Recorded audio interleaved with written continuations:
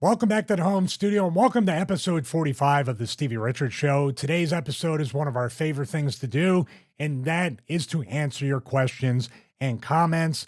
My co-host, who is about to come up on camera in a second, was kind enough to ask you in a YouTube community post to please pose your questions as well as your comments.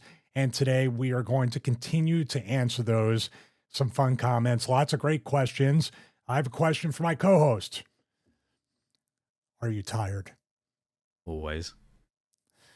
Everyone on Patreon got the full story, but I've just come back from a bachelor party, a stag do in Barcelona, and my child seems to only want me to deal with her in the middle of the night during the crying fits. So we were going to do Unforgiven 2004, or at least a preamble to it, and all I got from Stevie regarding that subject was, to put it one way, searing negativity. Of you absolutely don't want to do it, but you'll do it. But then, like 2 hours in, I was just like so goose. I was like, you know what? I posted a couple of days ago, let's have some fan mail, and at least that's easy. Or I thought it was, because somebody asked about road agents, and then I was tasked with finding a definitive list of road agents to find. And do you know who just tweeted me 10 minutes ago? Adam Pearce. Oh, really? Yeah. Tweeted or text? Well, no, he replied to my message and just said that Grok is terrible. Someone asked Grok, which is terrible, which Grok is the, on Twitter, you go, at Grok, can you help with this? And then invariably, no, it can't. AI, man.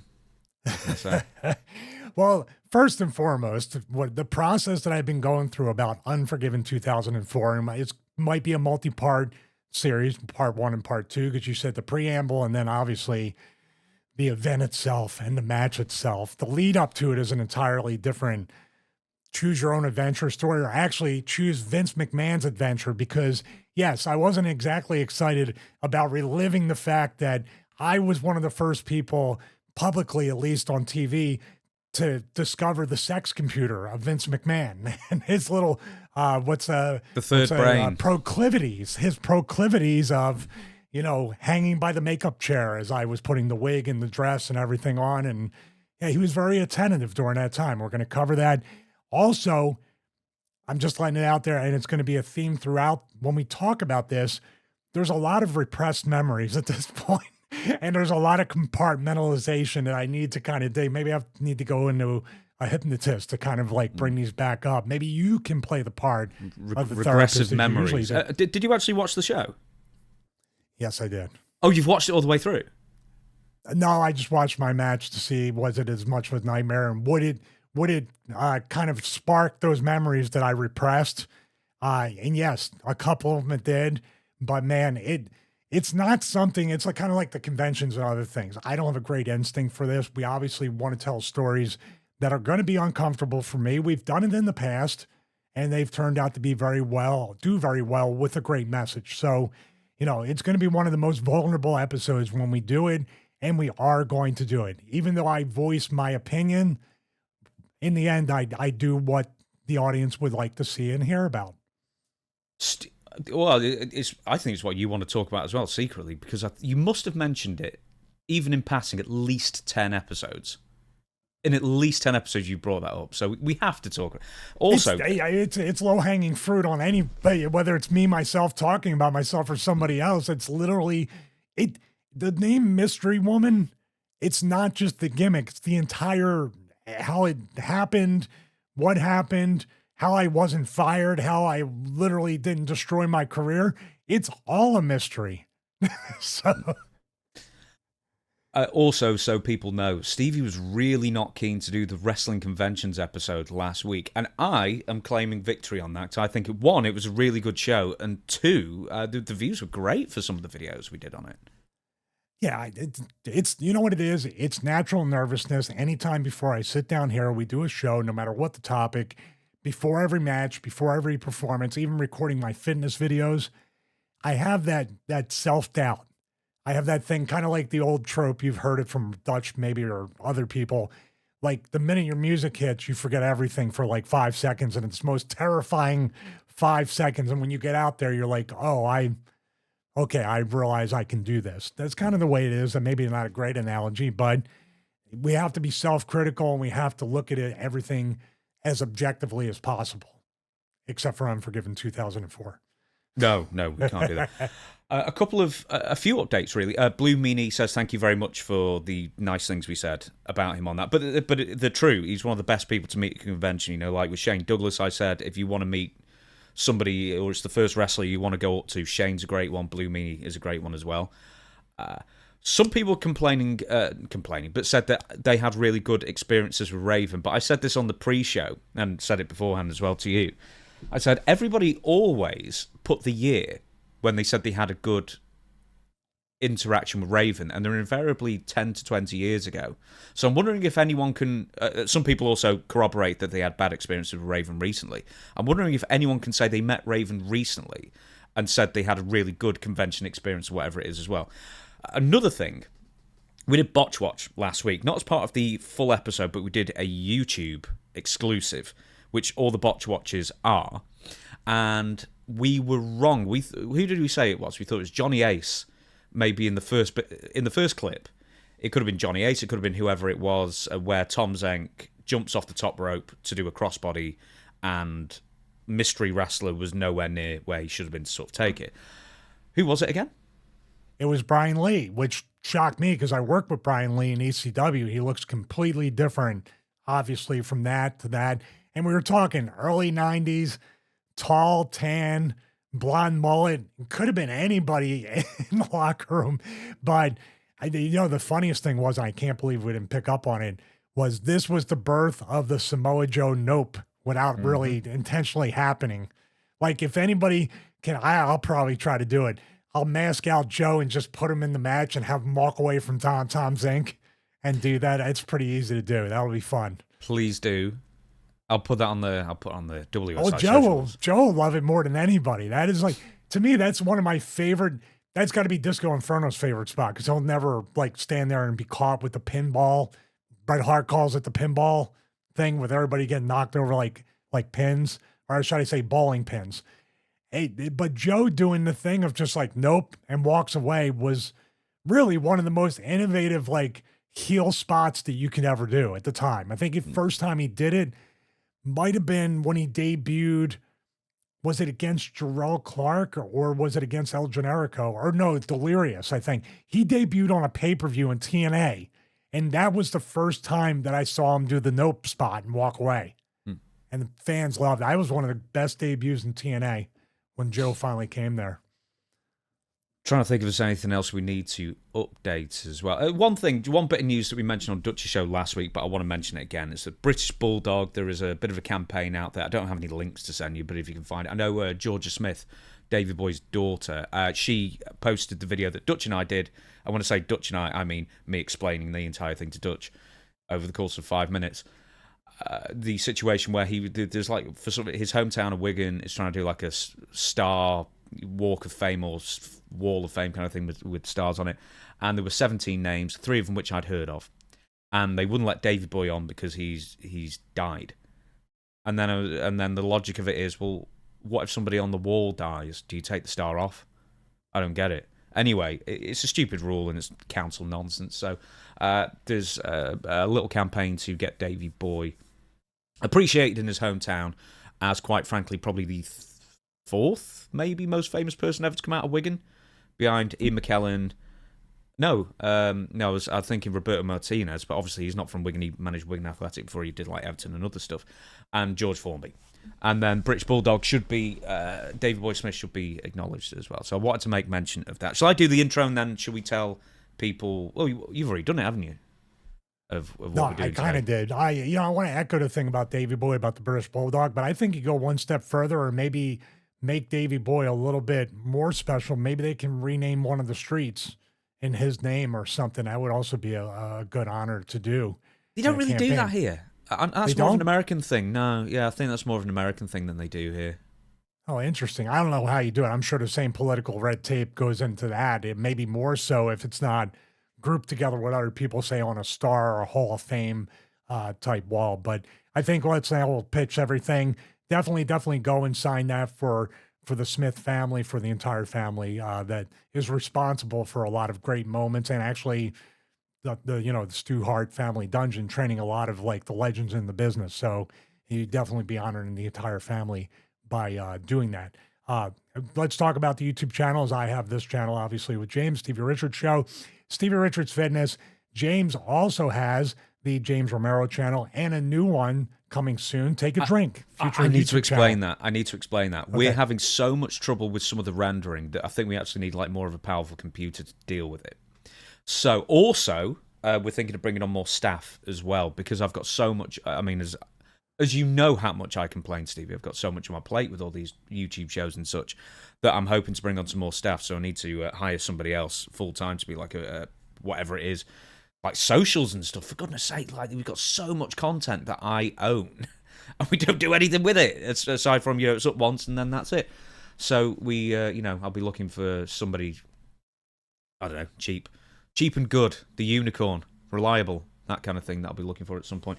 Why is my brother ringing me, for God's sake? He always rings me during recording. We are thinking about possibly doing some internships and stuff like that. You have a university not too far. We're exploring everything to grow and actually delegate, which James and I have a lot of trouble with the delegation part of brands, but something where we can put even more time, effort, and energy into raising the quality of this show. Yes, I was this close to buying either a 6K or a 12K cinema camera. So I realized YouTube, you only go up to 4K.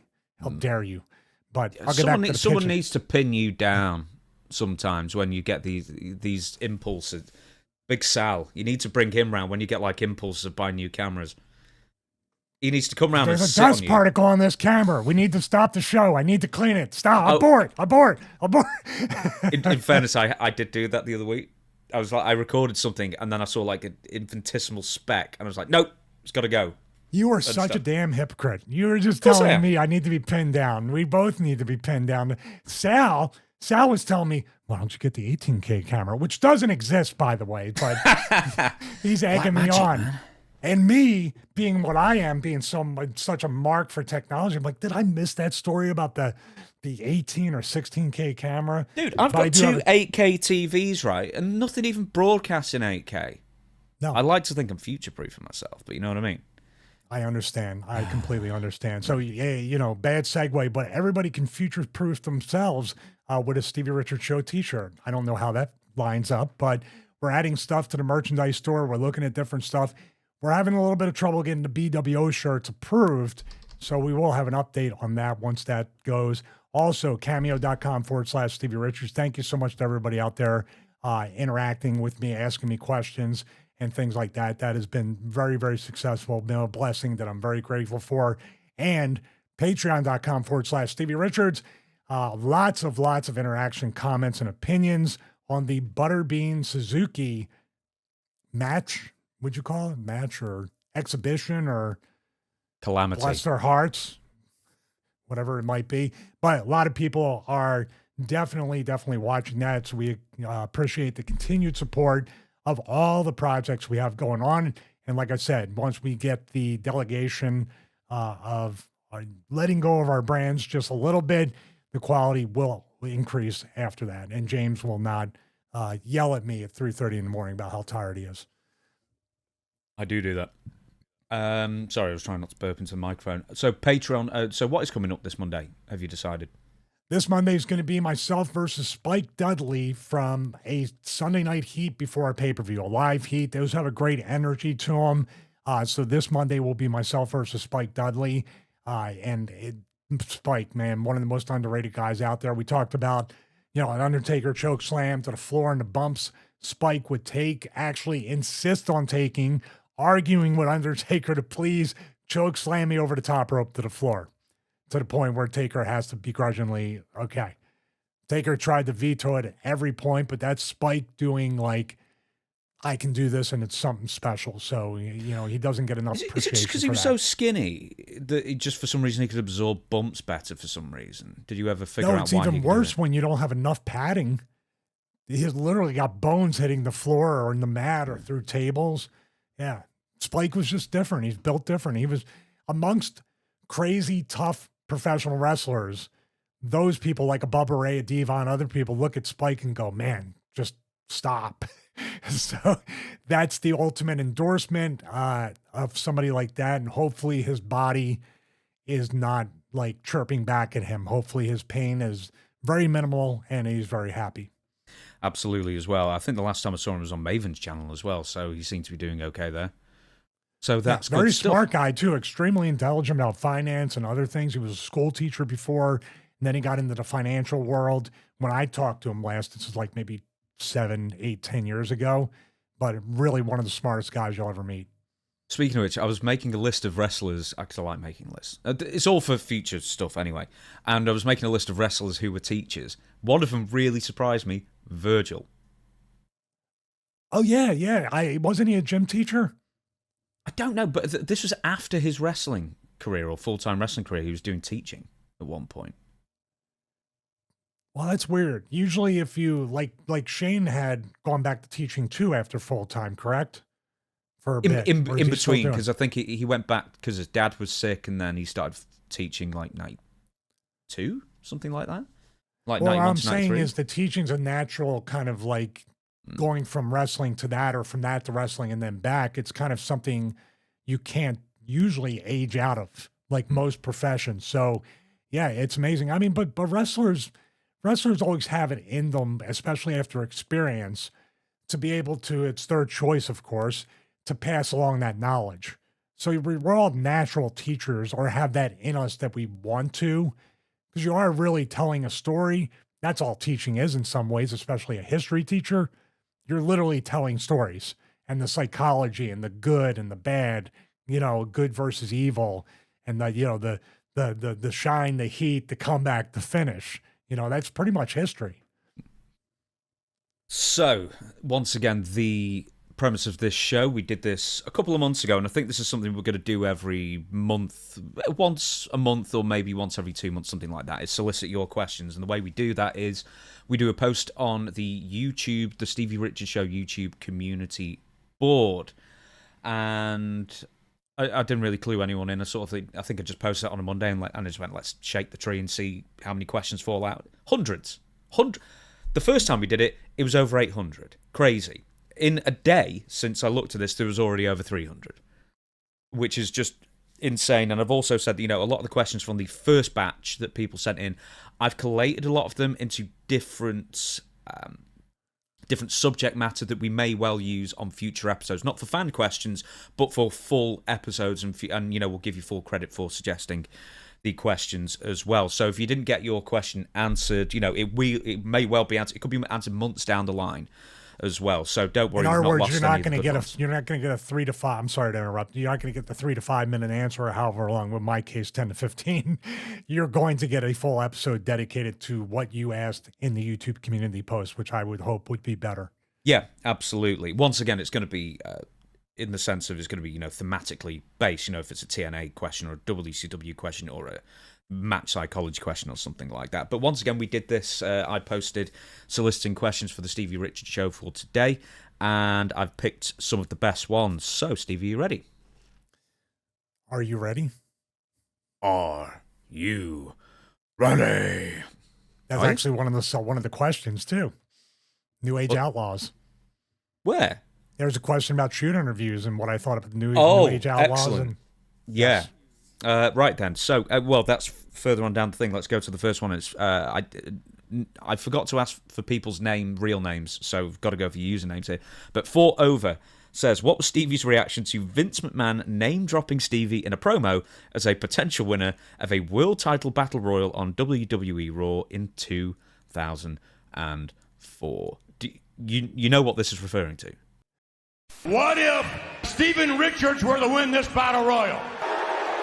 Steven Richards would then be... Yes, I absolutely do. I remember it, and I wasn't clued into this. There was some rumblings, like people were joking, like, yeah, like Stevie could even win this battle royal. I think that was from the production meeting that they were kind of cluing me in as a joke or something, or it was just like an inside joke that wasn't such an inside joke.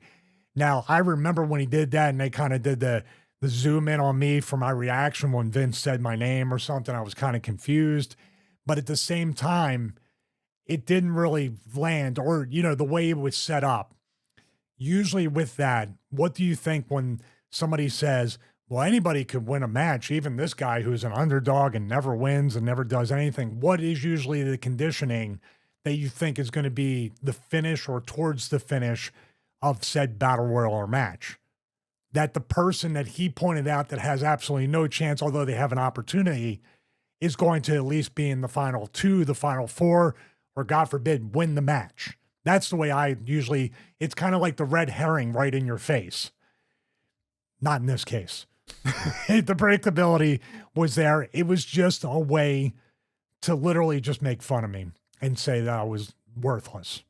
That's the intention that was told, that they thought it would be funny, that point out even this guy could win, even though he has no chance, and he ends up not really having a chance of winning. And there were a couple people in the match who were like, let's just at least keep him into the final four, and then the other three throw him out as a little comedy spot or whatever. But no, it was just what it was, and that was kind of during the point of time where I guess 2004, it was in between the Victoria, Stevie Night Heat stuff, all that stuff towards the end. And then just before ECW was going to make its return and as the WWE ECW.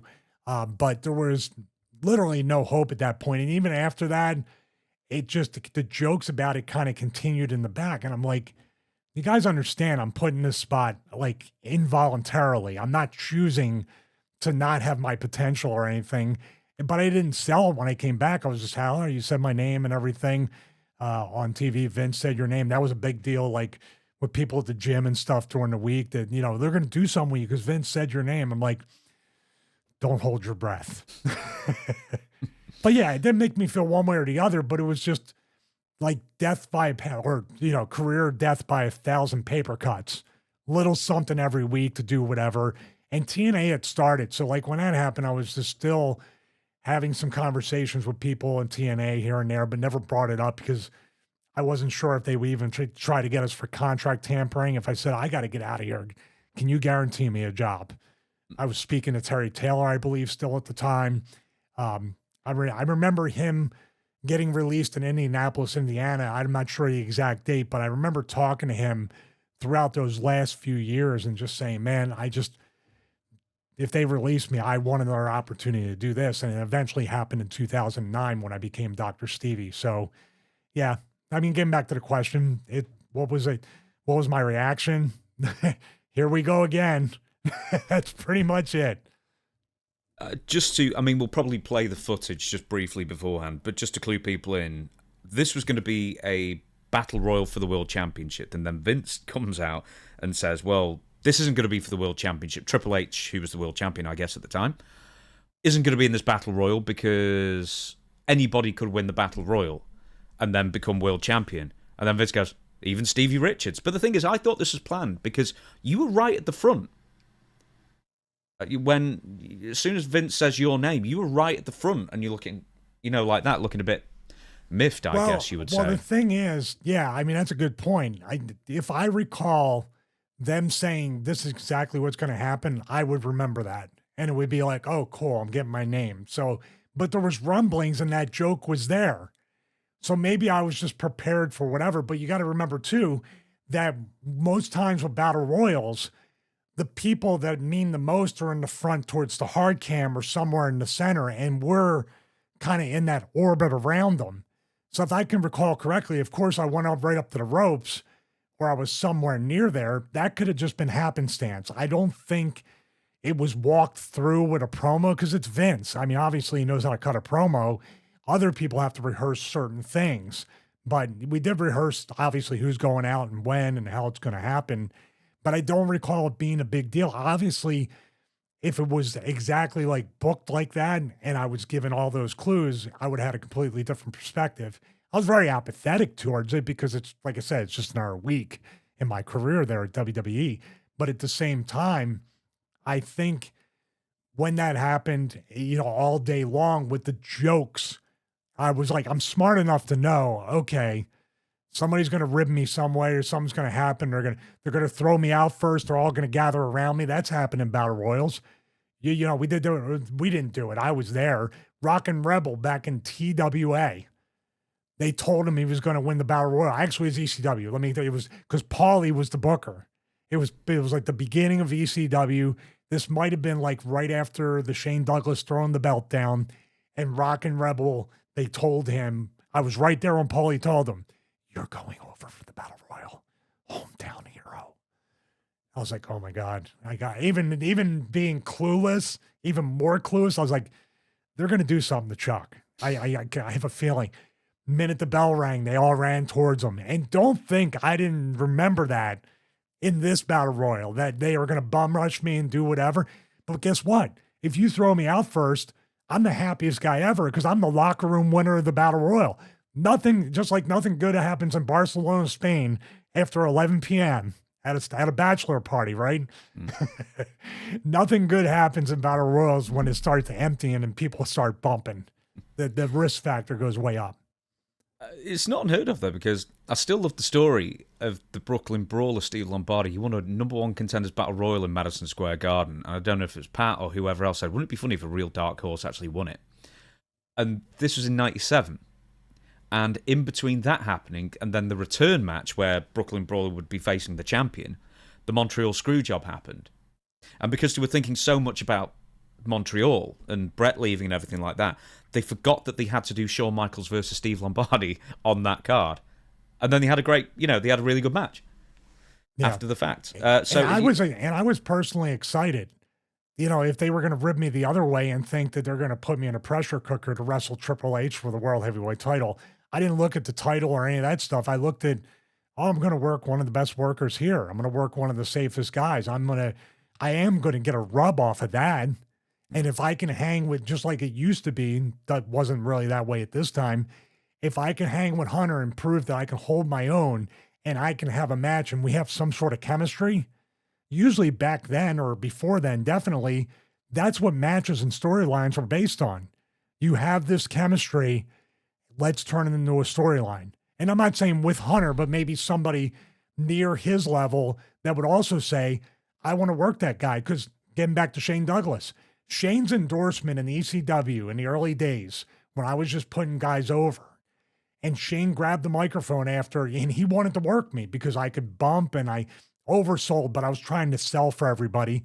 And he cut that promo, and I mentioned it many times, but that was what got other guys to say, oh, I want to work that guy too. And then Paulie said, okay, well, everybody seems to want to work this guy. Let's see what we can do. That's how stuff really organically grows from there. So I had that in my mind as well.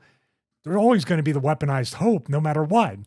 You can't go into the locker room and into this business without fooling yourself and having hope every week. Next question, QP773 says, I'd like to see a whole segment on what goes into negotiating when someone is a free agent in the business. Stuff like how much pull can someone have with things like schedule, winning belts, and what the belt would do for them, why they'd get pushed like that, or why they'd push to get that, creative control, etc. So do you remember any of your particular negotiations over the years with companies? Yeah, I remember the Johnny Ace one when I landed in HWA in Cincinnati, Ohio, and then the phone rang. After the phone rang for 5 other people, hey, Steve, you got to cut your pay $50,000. Have a good day. I was like, oh, that's it. Negotiation's over. The other negotiation was the one about the, my cell phone, my name, and the addendum, and where I jokingly asked for $750,000 guaranteed downside, free rental car, first class tickets, and possibly a tour bus. And Johnny said, well, I can't give that to you. That's why I had a 50-50 shot. Yes or no answer. Those are my 2 negotiations. TNA, come in for an opportunity. That when I wanted to renegotiate, or when they said, get yourself over as a character and in a storyline, and then we give you a full-time deal. And then here comes Hogan. And here comes Rob Van Dam. Here comes Jeff Hardy. Here comes Eric Bischoff. And I'm like, oh, okay. I'm lucky to have a job after this. I'm watching him walk as Dixie's telling me that I'm old and broken down. That was the negotiation. Probably as the Nasty Boys were walking past at that point as well. He wasn't. Bubba the Love Sponge walked past too. Oh, did he? And I said, okay, there's no hope at all. No, I didn't see the Nasty Boys, but yes, that was the only other memorable negotiation was when I asked Dixie Carter for, I was talking, and it wasn't really a negotiation, but it was like, I was asking for a living wage from TNA. And then I said, do you know what I do when I leave the building here and leave the tapings? And she goes, what? And I go, I look for a job. And she goes, oh, you look for a part-time job to supplement what you make here? And I go, no, this is the part-time job. I'm interviewing for real jobs outside of here. And that's when and there was EV2 somewhere behind me talking something over. And I said, well, why can't I at least get a living wage? Why can't I get booked more? And she goes, well, you have to understand, Stevie, you're kind of old and broken down. And I looked over my left and my right shoulder. I go, you're talking to me? Not the taxi driver type of way. It was a legitimate, and she just said, yeah, that's it. And I think like 3 more $500,000 or $750,000 guaranteed guys came walking by that they just hired. So, but the thing is, let's talk about these negotiations. I'm joking about it, but then again, it was my choice to keep coming back and keep being treated that way. It was my choice to not say I've had enough. Back then, when Vince did the thing, or the constant kind of ribs, the mystery woman, this stuff, I just kept coming back for more. I was literally an abused person that had some kind of like attachment to my abusers. You know, the same thing happened in ROH. I had some decent matches with Roddy Strong and Jay Lethal. And then I went to Joe Koff and said, I would really love to contribute more. I would love to be a full-time member of this family. I'm trying to use their terminology. I would love to even have a player coach thing. I would love the agent. I would love to learn behind the scenes, but I would still love to wrestle to put over the next generation. Oh, that sounds great. We're going to get right with you. You're a part of this. You're everything we need here, a veteran, but you can still work the young guys. Ghosted after that. Never worked for ROH again. Actually, I worked one loop in the Midwest out there. That was a lot of fun with Dalton Castle teamed up against Kenny King and Rhett Titus, really good workers. Worked Mark Briscoe, got to experience Redneck Kung Fu. That was a decent match. And then the third one, the third one was actually a 4-way dance. And guess who pinned me? Our good friend from Twitter, Moose. And I did catch him. I did catch the spear. One of the questions that came in that I didn't want to answer is like, to me, is would you ever become a pro wrestler? And for like the myriad reasons, no. And like I never aspired to be a pro wrestler. That's one of them. So I don't think I could ever negotiate. You know, because the more I talk to Shane Douglas, is like the more I appreciate why he fell out with people so much, because he can't tolerate this kind of nonsense where, you know, people will, you know, lie to your face, or, you know, you can have disagreements and stuff like that, I guess, but I'm completely in his camp. You know what I mean? With like all the just nonsense that I hear that goes on backstage, and that I can just imagine that I just would never properly navigate to do myself any favors. It just seems too hard. Well, the other thing is that, I mean, it's such a personal relationship business, wrestling, for good or bad. The problem is, and I wish I could have done this, I wish I could have had access to a guy like Barry Bloom or another agent, not for I'm such a big star, because definitely don't want to give up a percentage of my money. But then again, just like in professional sports and acting and everything, like Jeremy Renner. Jeremy Renner didn't get Hawkeye season 2 renewed, and he went on and did an interview, and he said they offered me half the money, and I told him to pound sand. That creates bad relationships. That creates strife, and that's where an agent or a representative or a manager that can play the bad guy, bring all that stuff up, where you and the person you want to work for under that contract, still, it's good cop, bad cop. You still want to work. You just want to do your work. And it does offload a lot of stuff from the athlete or entertainer, because all I have to do is work hard and concentrate on what I'm doing. They're handling all that stuff. Because it will always trend into wrestling is, well, you want all that money. I thought we were a family. But then when they release you, we're going to talk about releases with WWE later. When they do that, then it's all business, and you have to understand you're no longer a family member. It's such a 1984 double speak, double think. You're being gaslit on purpose with that stuff. The thing with wrestling too, here's an analogy. It's not a healthy one. Being a professional wrestler is like playing the lottery or the lotto. You can't advance or get what you want unless you keep coming back and you're in it And the odds never really improve. As a matter of fact, as you get more experience and you're supposedly at the top of your game, you're an old toy. So you're actually on a downhill. You start out up top and it kind of declines sometimes. And the real money to be made, this is where I was never any good and Shane's not good. The real contract negotiation and the real money that you get paid is done at the hotel bar, at the ale house, hobnobbing and kissing Dixie Carter or Vince McMahon's ass, going and searching out Vince. WrestleMania after party was the political, it was like the Republican or Democrat National Convention. Everybody politicking for business for the next year and doing what they do. But all I did was I got my free sushi, ate, and worked out at 1 a.m. Yeah, I think there could be more. That's why Shane and I get along so great, and guys like us. I'm not above talking or trying to figure out a fair and reasonable deal, but let's stop playing games. We all don't have much time in this business, and I'm sure Shane put it that way too. Yeah, I think absolutely. Next question from Meatloaf Joe Strickland. Where did the ring name Stevie Richards come from? I nearly ruined the question. I'm sorry. That's okay. All right, I'm going to take you back to 1991 when I started. This is after the Boy in the Hood debuted November 10th, 1991. Another compartmentalized, suppressed memory. So not as bad as the other one. But when we were trying to think of real names, or ring names, I should say, I noticed everybody already snickered at wrestling. Everybody's always laughing about me wanting to be a wrestler. And still, as I did it, there was always going to be snickering. Nobody saying anything good about it. So without knowing psychology or without knowing the attention to detail, I was like, why would I give these people another reason to laugh at me or the business? And also, if I have a name like the Hammer and with nothing after it or no name, people are going to go, that's not his real name. And back then, if you were a heel especially, I'm sure Shane and Dutch talk about this, they would try to find you.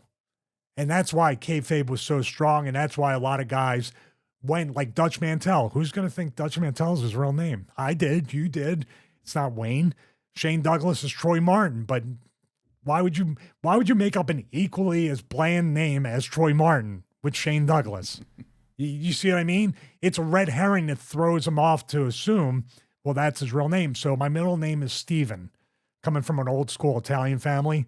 I'm Michael Steven. My older brother is Steven Michael. So they reversed. They don't put a lot of effort into that, the Italians.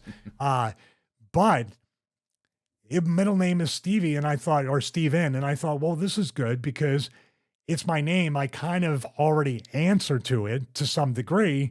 And then Richards was like, well, I got to find a name that's real and doesn't sound like whatever, has 2 syllables. This is the maniac I was back then, and kind of fits together. So I put all these different names, and for some reason, Richards, I was like, oh, that sounds cool. There wasn't any confirmation name. My confirmation name is Joseph from the Catholic religion. Some people thought I was Michael Stephen Richard Manna as my full name, which would have been much easier because I worked on this for like weeks trying to figure it out. And it was Steve Richards. The Stevie thing didn't even come until Raven started calling me Stevie, and other people called it. It was like a pet name or an affectionate name for like your buddy. It was a nickname. And then it just stuck. And now I'm a 53-year-old man named Stevie. Then, the basis for the psychology is that for any wrestler out there, start off with your bland name because you don't know bland name before you actually establish your brand to some extent. Then you can add monikers like the franchise, Shane Douglas, and, others like that. Did Dutch ever have a nickname outside Dutch Mantell? Was he like a moniker? No, he's Dirty Dutch. Dirty Dutch, that's right. Because but he was, didn't he? He was called, briefly, he was called Chris Gallagher at one point. And I asked it, why we called that? Did he hit the watermelon with the sledgehammer? That will sail off over the heads of a lot of UK people, but because Gallagher was on an episode of The Simpsons, I know who he is. Yeah, that's why I used Gallagher. Yeah. Chris Gallagher, where did that come up? How'd that come up? I asked him, he said, I've no idea. They just called it me one day. He wrestled as Wayne Cowan, but they then misspelt it because it reads Keown. And in this country, there's a famous footballer or ex-footballer called Martin Keown. Well, and I think it's like an Irish name, I guess. And but he always pronounced it Cowan. But yeah, he had a couple of different names. But Dirty, I may have originated in Puerto Rico, and he was Sucio, which is dirty in Spanish, I guess. I think he was in Dirty. I think he was Dirty Dutch in Memphis. Now that I recall. Yeah. He was Dirty Dutch in Memphis, but he was called Dutch Mantel because I think one of the Fuller family or Roy Welch or someone knew of the original Dutch Mantel, who was a wrestler in like the Carnival days in the 20s. So it's not even an original name. That's awesome. I'm sorry. I was just going to ask, well, with you then, okay, let's say you're breaking into the business in 2025. Is there any, because Michael Mann is not a bad name for a wrestler, quite frankly. It's a pretty good name. In 2025, where pretty much everybody knows your business and everybody's got a Wikipedia page, would you even bother changing it now? Well, in today's world, too, very few people, especially when you go and you make a name on the indies with a fake name or your real name, they change that around in NXT anyway, more times than not. They haven't done it lately, but even some like Killer Cross to Karrion Kross, now, since his Raw promo, they're kind of touching on the Killer Cross stuff. Would I be Michael Manning? I'm not even sure. I couldn't even tell you. I mean, I probably would have stuck with my real name throughout the indies, and then if it was NXT, and then it would have gave me the, hopefully not the Dolph Ziggler treatment or something silly like that.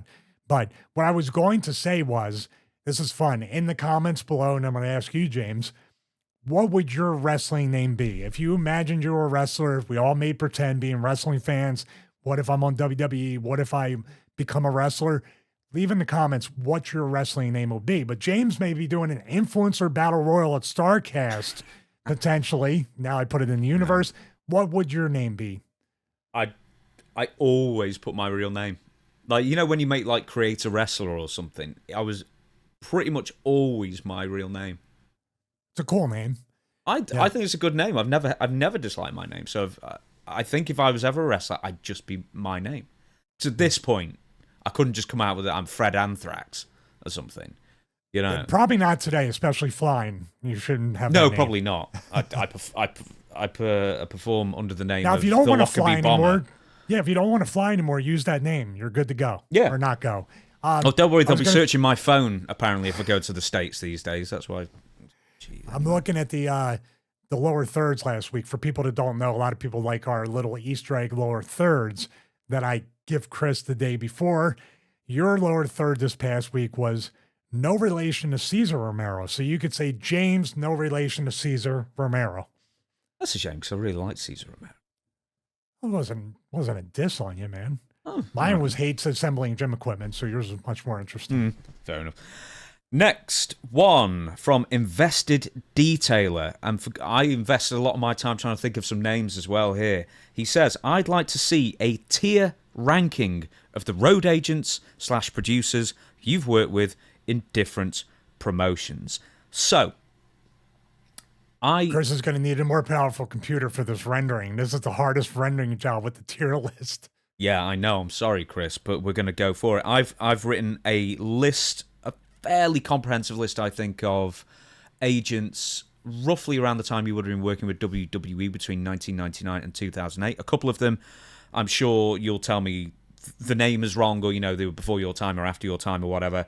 Or some people you just never worked with, or, you know, you couldn't relate to as far as an agent goes. But for the most part, I think you can. So we're gonna go for the A to D. So A being absolutely fantastic agent, D being absolutely useless, B and C at your discretion, of course, and then at the end of it, we're going to give the special S, champion of champions, best agent you ever had at the end of it as well. So we got to do a Mount Rushmore. Or can we do? We'll do the Mount Rushmore of the best agents you ever worked with. So we'll give the 4 S's at the end, I guess. Okay, nice. Then, and the first one is Tony Garea.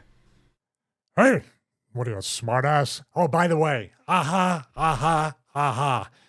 we got to make up for last. People were very upset. We only did one last week. Did we?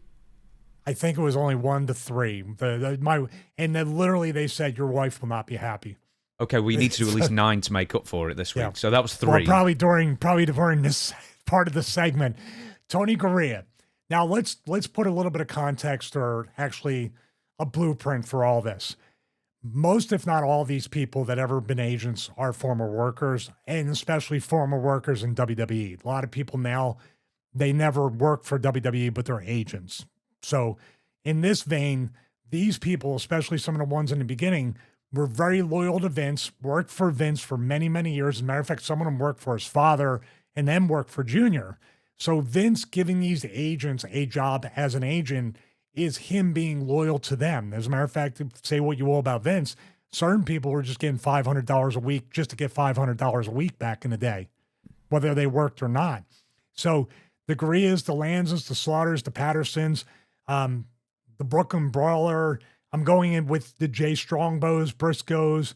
There's tons of people that Vince had kept employed as agents, now known as producers, in order to still, number one, hopefully pass their knowledge along to younger wrestlers, but also give them an income in their post-wrestling retirement years. Because if you wrestle 20 to 25 years, you're not really going to, you're aged out of a lot of like 9-to-5 jobs and other stuff, and you probably don't want one anyway after 20, 30 years of doing this. So I just wanted to give context to that. I want to add as well. Okay, so I'll ask you in a second what makes a really great agent in a second, but for a bad agent, I'm going to figure it's going to be something to do with obviously giving bad advice, not knowing your character, just being stuck in either the past or you know, not moving with the times, let's say, and just trying to, I don't know, abdominal stretches for 20 minutes, who knows. And also, I want to make mention of this. Some agents, for, you know, all the wrestlers I've talked to over the years, and one of the questions I used to ask was, what was the best and worst road agent? And one of the reasons people would pick a worse road agent would be that they were, one, a stooge for the office, and two, would basically never give the boys a break. You know, always try and find them or put them down or whatever it was, that kind of thing. And that would be in like the D list tier, whereas I'm sure, in fact, why don't I ask you, what makes an A grade agent? Well, I got to give a little bit more context to this, because you know why? Most of these agents are pretty powerless in a lot of ways. They do not take chances. Once again, they're getting a check from Vince each and every week. If they get blamed as well, if a bad match happens, the agent gets blamed. Yeah. They get blamed for everything. So you have a lot of agents, and that's probably going to be a theme over and over and over again, that really have no power, that really are just avatars for upper management and Vince. They're really just reading off what they want out of the production meeting. That's all they're doing. And then they're there to put guardrails up in a way, for good or bad, that they don't seem to exist today from the spots we see in Botch Watch, and other things. But they also are there to create the guardrails to make sure you don't have people doing 17 DDTs. Everybody's working an arm. The finishes are all the same. So there was a semblance of coordination amongst the agents too. What do you got tonight?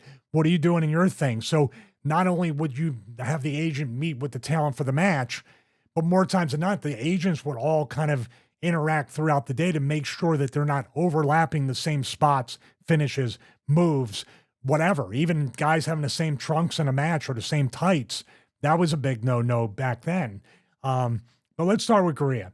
Gurria was my agent for many, many matches, especially on house shows.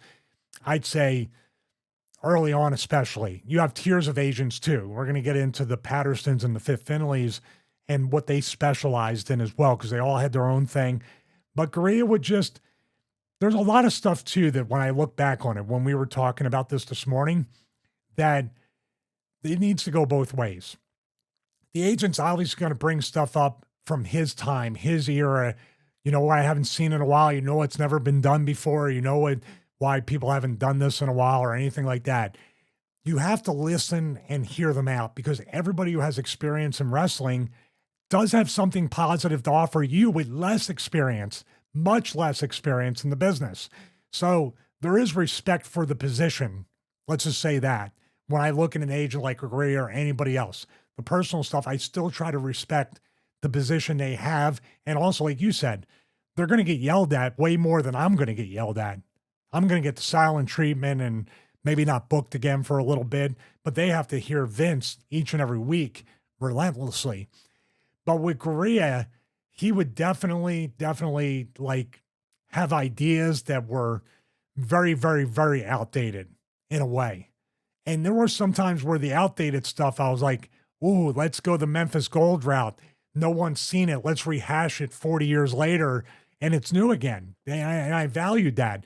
But Tony and I also had, obviously, from the show, Tony and I also had, a rapport or, back and forth kind of digs and stuff. And he would always end it with that snatch on my forearm.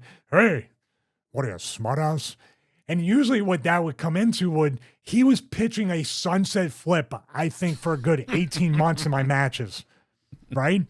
So after a while, I would go up and he would be like, he'd have the thing, he'd look at it, and he'd be like, oh, big surprise, you're not going over. He'd start jabbing me right away. And I was like, oh, that's cool. I said, I'm such a huge fan of Rick Martel. Can you get his autograph for me? Good. Son of a bitch. He'd walk away. But then, like, sometimes I would go up and he'd be like, oh, I want you to do this, that, the other thing. I go, sunset flip?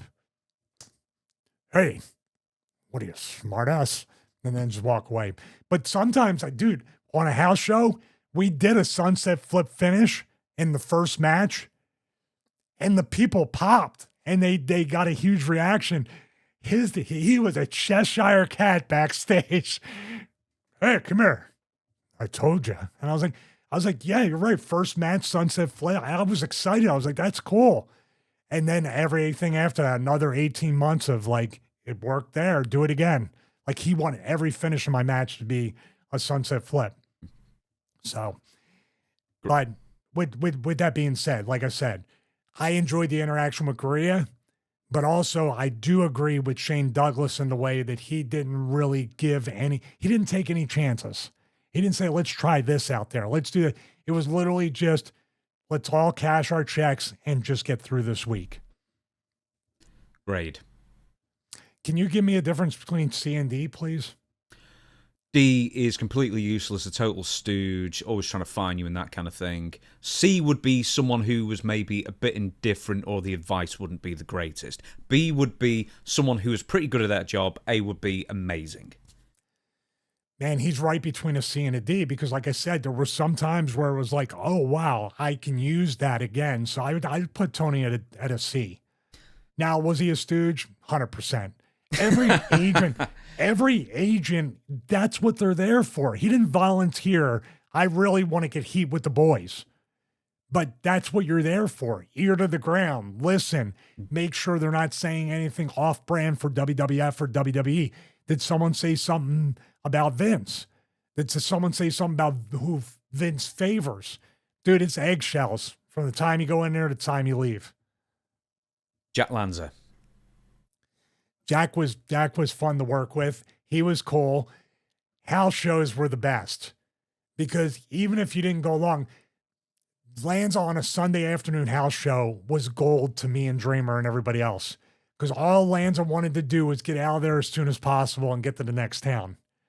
And Jack's best thing, and we did it on purpose a couple of times, we went over our time a couple of minutes, because they were still tracking time and trying to see.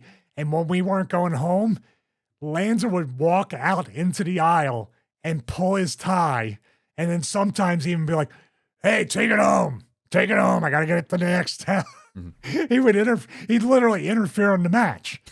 Another thing about Jack that I love, but at the time it was frustrating, like the fix is in, even more so than wrestling finishes. Jack, Dreamer and I were in the agent office one time, which was doubled as a locker room. It wasn't like we snuck into a dedicated room. Lanza had papers on top of his briefcase, and this was a Friday night house show, and he had already written the agent reports for the Friday, Saturday, and Sunday show before they even happened. And Triple H, there were so many signs in the audience, and he got the biggest pop of the night. And then we read Dreamer versus Ray or Dreamer versus Stevie, and it was like good for what it was. I was like, this son of a bitch reads the Wrestling Observer, doesn't he? D? But he would also, no, not a D. He's also a C because when it came down to actually agenting the matches, Jack, and was he a stooge? 1,000%. They are. But Jack also would give, especially for tag team stuff, because he was one half of the Blackjacks. He would give when Dreamer and I tagged, he would give us some really good little things and explain. You have to think too, these guys are advanced age, even back then. These guys are traveling. We talked about on the Patreon, you hit a wall when you travel so much and then you're done. There's no doubt in my mind, a lot of these guys hit the wall, wanted to get in, do their job, cash their check, and then leave. But I refuse to believe that they didn't have anything to offer me, knowledge-wise, psychology-wise, anything at all. I would still, to ask questions, I would still, for Tony, Jack, and everybody else, try to, and sometimes they would be bothered.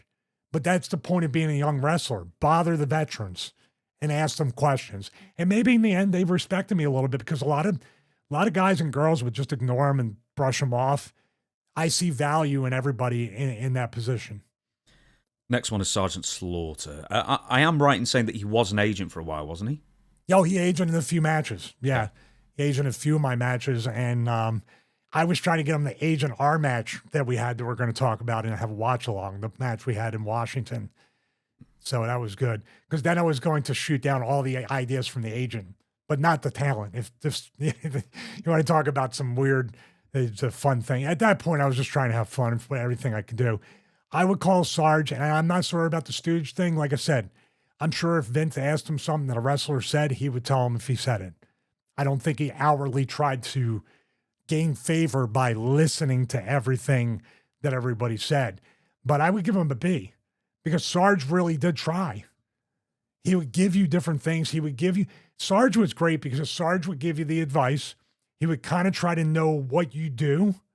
Can't pay attention to everybody. Tried to know what you do, what kind of stuff you had. He would ask you, like, how many times have you worked with this guy? You know what I mean? All right, we had this many matches. Okay, well, they probably seen a lot. Let's try it. Sarge would really try to workshop it. And then also, of course, you asked the Sergeant Slaughter stories. You asked the stories about winning the title from the Warrior, what it was like. You know, I couldn't resist. You know, bulletproof limo, bulletproof vest. What was that like? And he would be very gracious and give me answers. So for me, it was like my career was like a big convention signing at times for free. Pat Patterson. Now, best I know about Pat is that did he only do the main events? He only did the main events, but he was a lot. I think agents and other people went to him. I went to him a couple times for finishes. Pat was if you watch the WrestleMania 6 match, that's all Pat Patterson. He put that together, but especially the finishes. He would be really great at putting it together.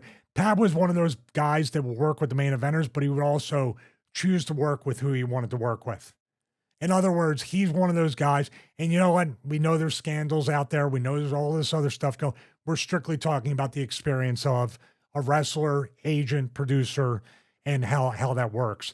But Pat is definitely up there in the Mount Rushmore already. So definitely he's one of the Mount Rushmore guys. Hey, there we go. Fit Finlay. I have a personal just affection for Fit. He's a great guy. He's awesome. And Fit was given something that a lot of agents didn't touch before that. After that, yeah, the women's division. Fit Finlay is solely responsible from a creative, from a structural standpoint, and from a coaching standpoint. He is the linchpin for the success, not of the Divas, but of the women's wrestling division of WWE. Solely give him credit, and give him credit for teaching me how to work with Victoria and Trish and all the females and show myself in a different light while still being some kind of viable threat for the babyface women. Fit was definitely, that WrestleMania 19 match was myself, Fit, and the three women all putting that together, but it's Fit's guidance, Fit putting it together, making it fun, all that stuff. And he has spent, countless hours when I was there, working with them in the ring during the day to make them better wrestlers, better athletes, and overall better workers. He's a Mount Rushmore guy.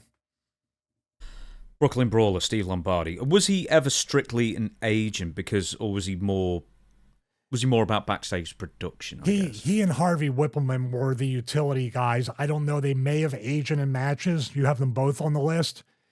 I'd say it's an N/A, not applicable for either one of them. Mm-hmm. Steve, if I'm wrong, if you have agent in matches, I'm sorry. He's never agent in one of mine. Steve and Harvey were the guys where under the gun, like, we need this in an hour. We need these clothes, this prop, this thing. We need this set up. And of course, both of these gentlemen were stooges. Their job was to keep their ear to the ground. And this was not them volunteering and I've always wanted to be a stooge for the office. No, this is them put in a thankless position, in many thankless positions. And then because of their loyalty, Harvey Whippleman's a manager and he's managing Sid Vicious and other people. And then going back into the office role, Brooklyn Brawler, he's a Sergeant Slaughter after Sarge became an agent. I always bring my gear. You need me for a match, I can go out there and I can put anybody over. Next one. Now, this guy might be a bit before your time, Rene Goulet. He was, but Shane speaks pretty highly of him, correct? I believe so, yeah. Yeah, I haven't heard anything about Rene Goulet from a, like, outwardly, like, over-the-top kind of negative experience from any workers. Next on the list is Dusty Rhodes. Never had him as an agent. Okay. The only time I had him as an agent, per se, was for that promo where I returned to ECW after my vocal cord implant and throat surgeries.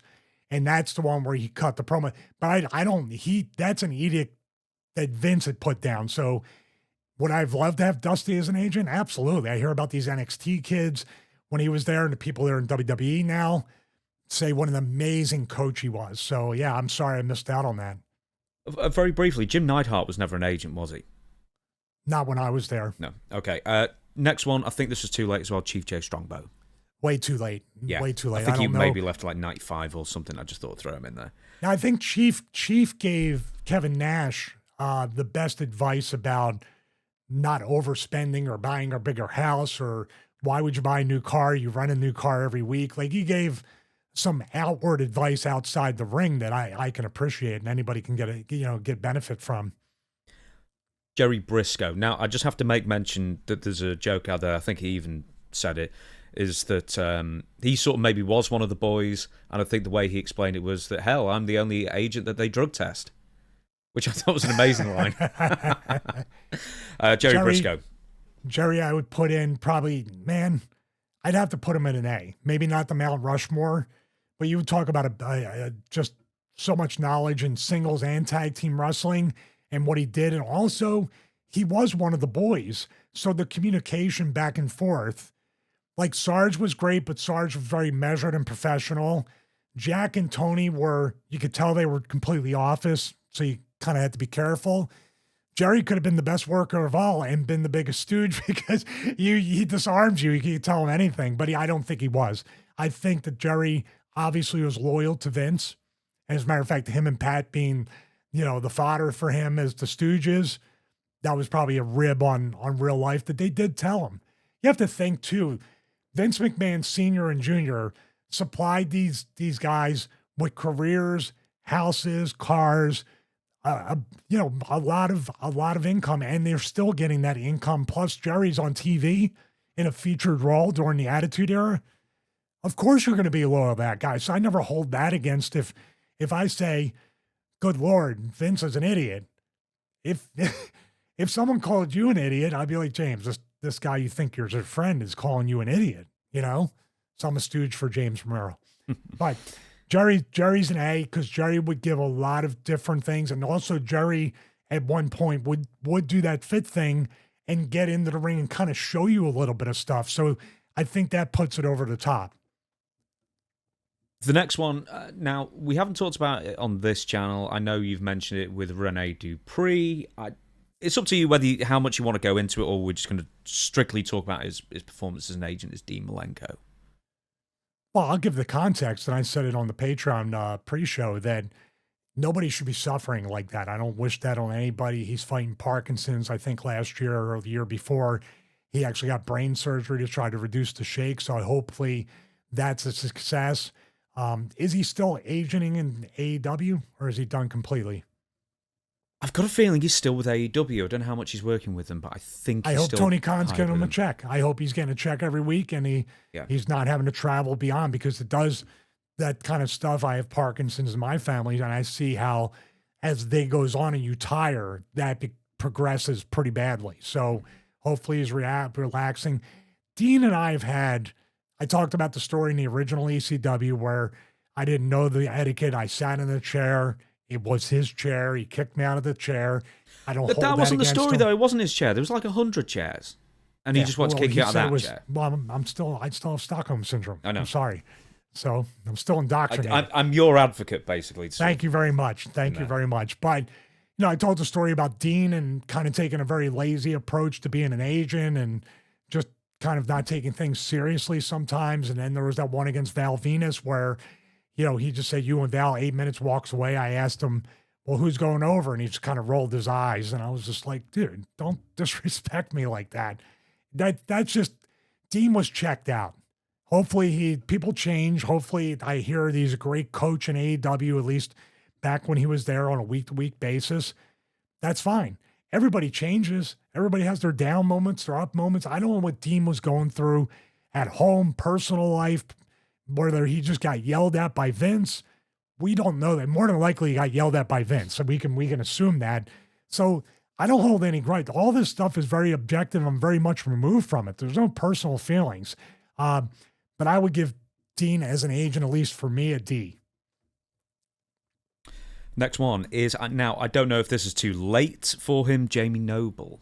Or for you, I'm sorry. He only had that match that Shelton Benjamin and I had in England. I told the story before that he threw me under the bus because he told us everything we needed to do. We did everything, the writing on the loose leaf sheet. We did everything that was needed to do. And then Vince did not like it. And he instantly said he had nothing to do with it. And that's why he's still there. So I give Jamie a D. Next one, Billy Kidman. Now, just to Never add this, had him. Never had him as an agent. Was he always SmackDown, Billy? On the SmackDown? I'm not quite sure, but I think Billy, this was when, like Jamie, I don't know why he had us, maybe just to see, or it was an easy match to agent. But I think a lot of times they try to put them in where they fit. So Billy Kidman might have been an agent for the cruiserweights. He was definitely the guy in Gorilla doing the Jerry Briscoe, Bruce Pritchard thing with the times. I remember that, right? Billy was somebody they featured. He was sitting up there in Gorilla, making sure the matches and the format were on time. If I'm wrong, I'm sorry. I just remember that story on WWE.com. But never had him as an agent. Never really interacted with him as much, even as a talent. Hello, goodbye, and that was the end of it. So that would be if we have another tier of, N/A, non-applicable, I think that's in the tier list to make Chris do extra rendering. Mike Rotunda, IRS. Mike was really a lot of fun to work with. He really was, and he had a mind. You can kind of look back at it now. Mike was pigeonholed with a lot of gimmicks that were very on-the-nose type. Captain Mike, what a captain's had. The Varsity Club, which made him an awesome heel. Then the IRS character, of course. But I kind of see where the Wyatts get their creativity and their mind from by dealing with Mike as an agent. That's very much a genetic thing. Had a great mind, very laid back. One of my favorite things to do would be Mike would always sit on the one of the black production boxes with his sheet talking to wrestlers. We'd talk our match over, and every single time I couldn't resist it. I'd look left, look right, and he's like, what's wrong, Stevie? I go, look at all these tax cheats. And he would just laugh, But he would give a lot. And then he's one of those guys I would also ask questions about, like, how would you do this? And especially heel stuff. Like, he went from such a white meat baby face to a sour, bitter heel in the Varsity Club and really came into his own. So I would ask him questions about, like, what kind of, like, what brought that out of you or whatever, because I was trying to bring out different things in the match and everything. You don't have much time to sit there, and you're there. They give you the match. You work on it for a couple hours. You check in with the agent after 4:00 production meeting to make sure it didn't change. And then you kind of check in right before, and the agent's in Gorilla. And then you come back and hopefully you get feedback. Because when I come back, and a lot of these agents, You could tell when they had it from being on the road for the week and everything. That's it. There's no perfect match. When I come back, I want you to grab me and go, when you do this, step forward with your right foot instead of your left. I want you to really like just pick me apart when I come back in a good way, not like you're a piece of crap. And Mike was really good about that.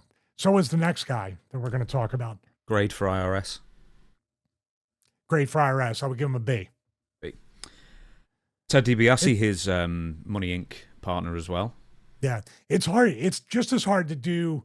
The Mount Rushmore is one thing, but the A to the B, the criteria is such a thin line, just like C to D sometimes. But Ted, I had him for a couple times. We would make him do the $1 Million Man laugh before we would listen to any advice he would give us. It was fun to do that kind of stuff. I was going to say, did you have to jab him to do that, or was he just more than happy to oblige you? I would not let up at all. Never. Never. I'm not listening to a word you say until you do it, Ted. So much fun. But he was really good. And he would really, the thing about Mike and Ted, about IRS and Ted DiBiase, is they're very calm, low-key type of presentation with it. Not lazy, but it would feel like a discussion, not like they're talking at you. And Ted, of course, the thing with Ted, obviously, he wants to be able to relate to that, but there's also that generational gap in a way, too, where Ted, and then let's talk about all these people, including Steamboat. The adjustment to know you're going into, it's like if I went to AEW and agent in matches, getting to know everybody, trying to figure out and trying to bring yourself up to speed with modern culture, because even though the tried and true things always work, you still have to bend your knee a little bit to the current generation, the current product, and let them try things. And Ted would be pretty open about that, but I could see sometimes it wouldn't translate, nor should it sometimes, because his psychology is so based and so much better than mine could ever hope to be, that I treated each match as trying to be a classroom for me to learn from the agents. And it's all up to their energy level, their tolerance level, and if they're just ready to be home. Those are factors that, or they just didn't care. And it's just a check. Ted wasn't one of those guys. Once again, he's a B. So just before we go into the next agent that we're going to rank on this tiered list, I want to tell another funny Blackjack Lanza story. Allentown, Pennsylvania, myself versus Tommy Dreamer in a Singapore cane match. But nobody brought Singapore canes. Jack Lanza goes over and takes a couple of broomsticks off the broom and hands it to us. And these things are about 5 to 6 feet long. They're big broomsticks, like long, the big like push sweepers. And he goes, "Here, you got a cigarette in there. Here's yours. Now go out there and kill each other." And I was like, that was like Vince imitating Blackjack Lanza. And Tommy are like, "No, this is like, you don't understand. Those canes move when you hit them. It makes a sound." And he goes, "Oh, sure, it's fine." And he grabs Tommy's and starts hitting me in the back with the broomstick, and I drop. Oh my God. And he's like beating me up with the broomstick. Like not like whacking the hell out of me, but you just tell. He was like, "Oh, it's so easy." And it hit both my shoulder blades and dropped me to my knee. And Tommy's just laughing. I'm getting beat up with a real Singapore cane by the agent of my match before I've even gone out there. You must have wondered at some point, my goodness, if you were like a proper employee, like imagine the payout you could get for something. Oh no, I was too far. I didn't have a real job for years at this point. I was completely Shawshank Redemption. I'm like, no, I got to commit another crime to stay in here. So I was just laughing about that, like during our little break between segments. And I was like, oh, I got to tell the story again. He was laughing. I've never seen Lanza full on laugh. His cigarette almost fell to the ground. It was so funny. Okay, next one. Ricky Steamboat. I have to put Ricky at a D. Really? Yeah. I may have to take that back as I do it. I'm definitely between a C and a D with him because Ricky came in when he first came in to be an agent. It felt like he wasn't really taking any interest, at least in anything that we were doing on Heat. And Johnny Swinger had told me some stories about that. I didn't have a good, how should I say, rapport with Ricky. I tried to, but I felt like when he came into work, there was something else on his mind, and we all have stuff going on. He didn't really know my name for the first 6 weeks that we were working together. He kept forgetting my name. He didn't do, there's little things like that. And when he tried to offer something up, it was always something Ricky Steamboat would do. But I would say I'm not athletic enough to do that or other things. And he wouldn't offer any, I'm trying to put it the right way because he wasn't nasty or mean or negative or any of that stuff. He just didn't seem like he wanted to offer a whole lot of stuff.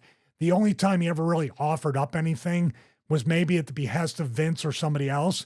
For example, I remember I was doing the Koji clutch in the new ECW.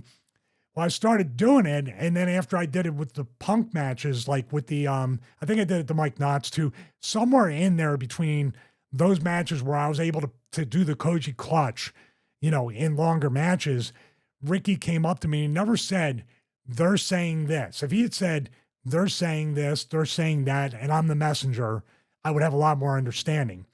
He pulled me aside.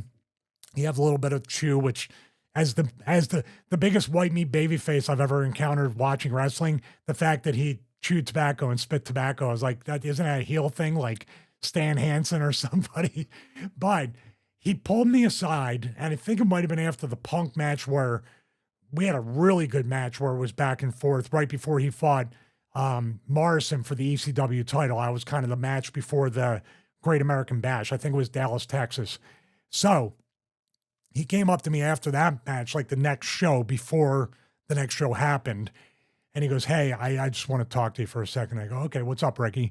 And he goes, you know that finish you do? You didn't know the name, but you know that finish you do where you pull the guy down and you put his leg over and hook him? I was like, yeah, it's the Koji clutch. I call it the I'll tap you. And he laughed. He goes, oh, that's a funny name. And he goes, don't do that again. I said, why? I go, is it going to be somebody's finish?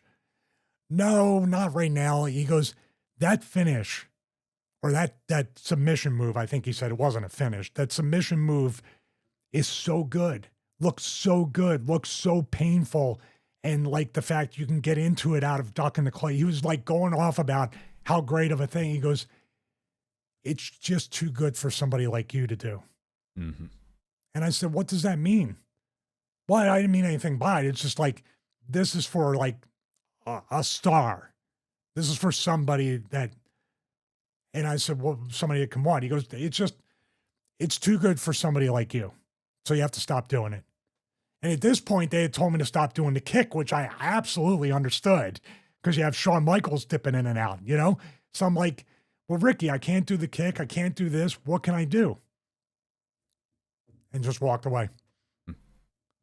So, you know, and you might look at the whole overall picture of that and say, well, you had that interaction with him and that's why you're rating him this. No, I wanted to learn from Ricky Steamboat. And Ricky Steamboat was my favorite babyface, not only in WCW, NWA back then. As a matter of fact, the other day when I was doing cardio, guess what match I watched? One of my favorite matches I've ever seen, Flair versus Steamboat, when he won the title, Chi-Town Rumble, I think it was 1989. He's one of my favorite wrestlers ever, as far as athletic, can do stuff nobody else could do, and he sold like crazy. He was the best seller that I've almost ever seen, not just for his era. So I can separate the two, but as an agent, he never offered up anything that made me a better worker. As a matter of fact, in the end, he was subtracting stuff. And this is the thing, the mind F of wrestling. For all I know, nobody told him to say that. But if I went above Ricky Steamboat's head and said to Vince or anybody like, hey, what's the deal? Why can't I do the Koji clutch anymore? Vince, first of all, would say, what's a Koji clutch? I was like, it's a great maneuver. Oh, I get it now. But then if I said, Ricky told me, what do you think they're going to do? And they said, we didn't ever told that. Now Ricky Steamboat agents my match. I'm set up to fail for sure. Arn Anderson, long time, obviously. I guess probably in WCW, definitely in AEW as well, but for WWE for the majority of his career, he was an agent. Yeah, really good. I had him in WCW for my short 4-month run there. They had the War Room, and that's where we went over some stuff. He agented at least one match, if not two, in WCW. In WWF, WWE, he agented a lot more matches. We talked about the Chris Masters thing. That's all water under the bridge between Arn and myself, so I'm not going to bring that up again. And that was just a kind of a lapse in perspective, I guess. You know what I mean? He already apologized, and I completely accept that. But man, you want to talk about a guy, probably I talk about underappreciated or underrated workers, a guy standing next to Ric Flair, who for some reason when I watched Arn, I was way more interested in Arn than Flair. Flair's easy to figure out, but it's just like this guy, his promos, and when he talks, I feel like he's looking right through me. You know, those are the things that Arn brought as an agent / producer, and he did try to help out. Now, if you're just putting somebody over, say it's me and Goldberg or whatever, I'm not saying he agented, maybe he did. It's literally coming up to me, how much more of a conversation do you need than you and Goldberg tonight, 4 minutes, please put him over. And that right there, I've said it before with Sarge and other people, producer / agent etiquette to the wrestlers is not to tell them to put somebody over, but ask them, could you please put this person over? Could you please do us a favor tonight? It's just etiquette.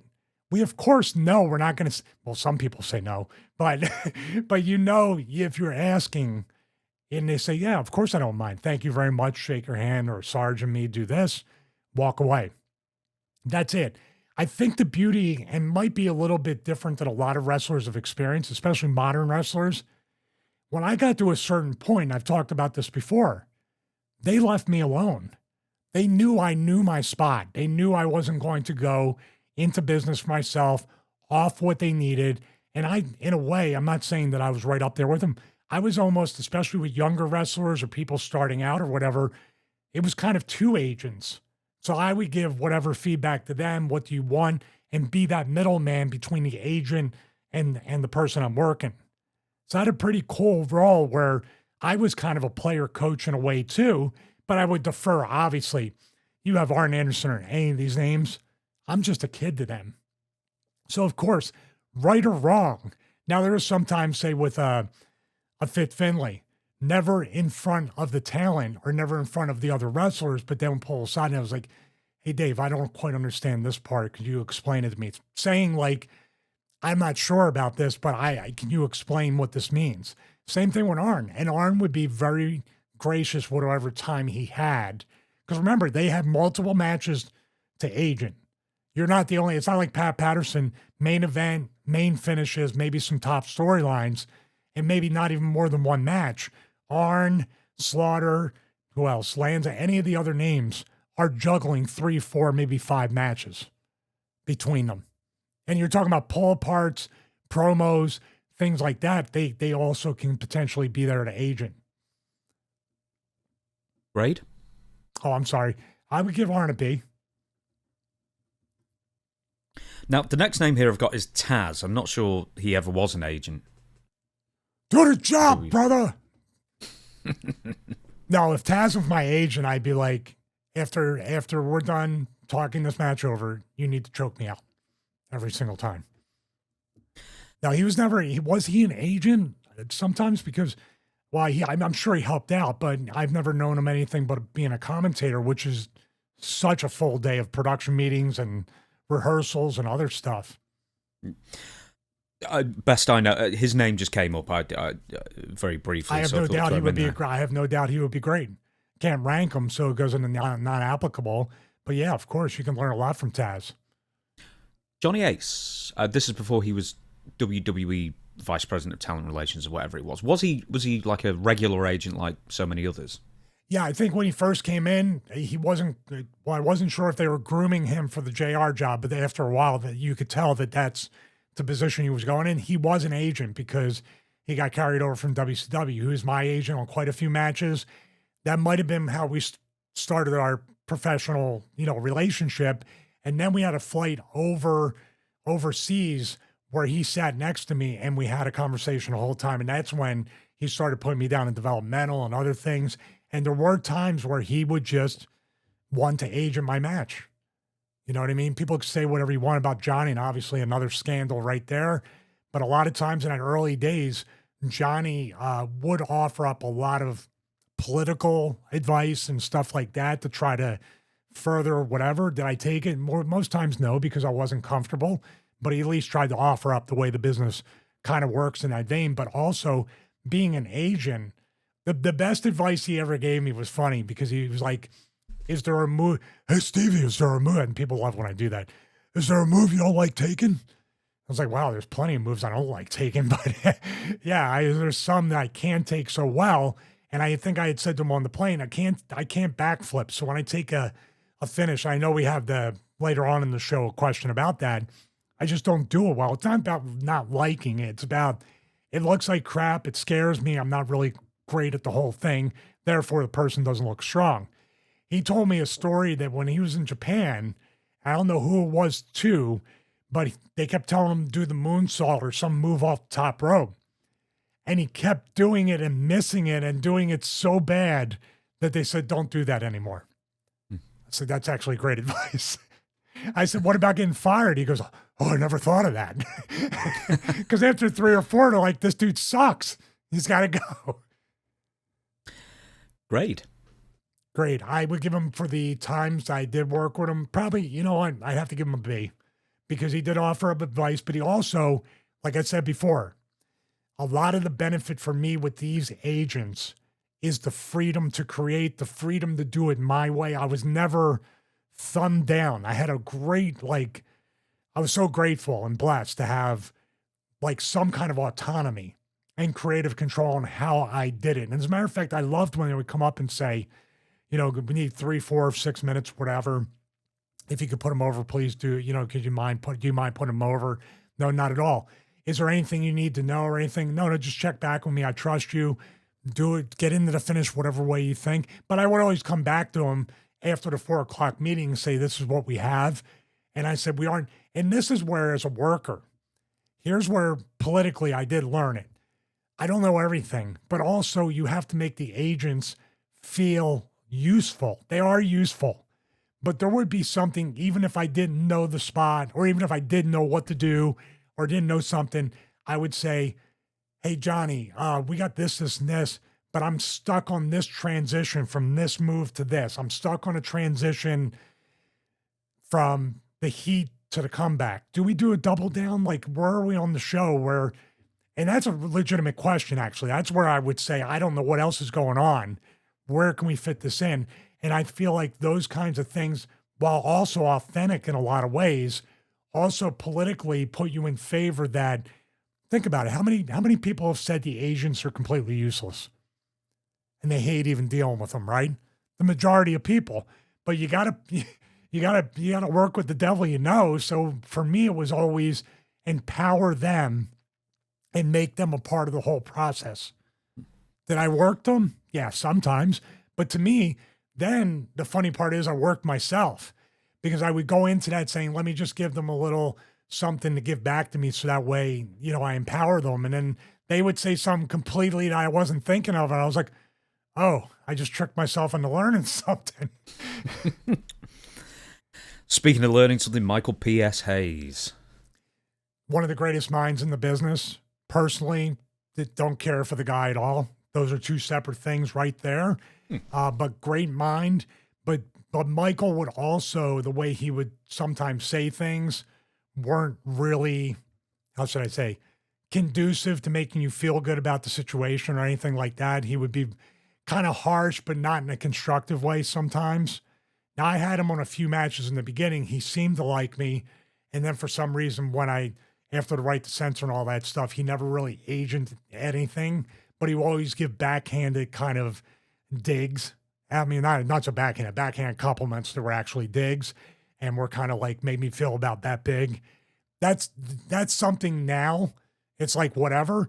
But if you're struggling to make a name for yourself, get noticed, and that agent right there is either going to make or break you in a lot of ways. Because I don't know what Michael Hayes or anybody goes back and tells Vince. about me. Nobody knows. But it would just be like when I had Michael sometimes, and Dean would give me this impression sometimes too. I can't believe I actually have to like deal with these low level guys or these lower end guys or low car guys. That's my impression. Did he ever say it? No. But the little things like, I could be watching paint dry or something instead of doing this. That kind of thing. Left-handed jab. Left-handed jab. I love the story I love the story not for Cornette, but when Cornette tells the story, he knocked his teeth out with that jab. Remember that? No. Michael Hayes hit him with that left jab that I really liked. This is Jim. Jim Cornette. He had his teeth knocked out or summoned him. Why do you get so exasperated when I tell some of these stories? Like, because you're in the real world. That's what it is. I'm just surprised that these people get hired for so long. Like, oh yeah, sorry, I just He's still there. He's still there. Still there? But by the way, talking about this too, we're laughing about it. I don't hold any personal grudges to any of these people. I've repeated that over and over again. But this show is about telling my experience and what I was offered on a professional level from these people that are supposed to do that. I've already given the context that all of them are probably getting browbeat by Vince and crap rolls downhill. And they're writing reports and they're up to 2 or 3 in the morning and they're traveling as much as we are. I understand that. But back then, it's a very personal business. Like everything back then affected me personally. There were things I got offended by. There's things that I felt insulted by. But if you don't take pride in your work, you don't have a passion for doing the very best, it's like the WrestleMania thing.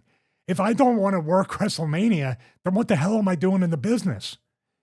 If I don't want to keep getting better and have the tools to get better, and this guy's just saying anything but, and then actually making me feel bad about existing in the company, no. I mean, now I just be like, whatever. So I give him a C. Because he has a ton of knowledge, he just never imparted it unless he felt like it. Now, Bruce Pritchard was never really an agent in that respect, was he? Well, he aged in a promo I did with EV2 and TNA, and Bruce never wanted to have anything to do with me. And my suspicion mainly, he's best friends with Paul Heyman. Goes that far back. So I can't give him a grade. It's an N/A, but that's the context on that Bruce never ever even gave me. I've never remember Bruce Pritchard even making eye contact with me once.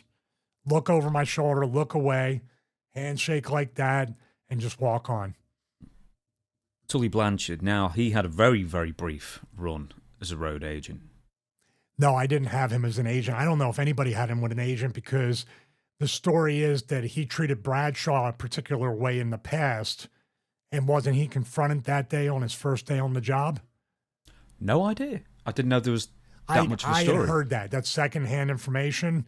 But Tully lasted really just like a day, maybe 2, maybe like an entire set of TVs.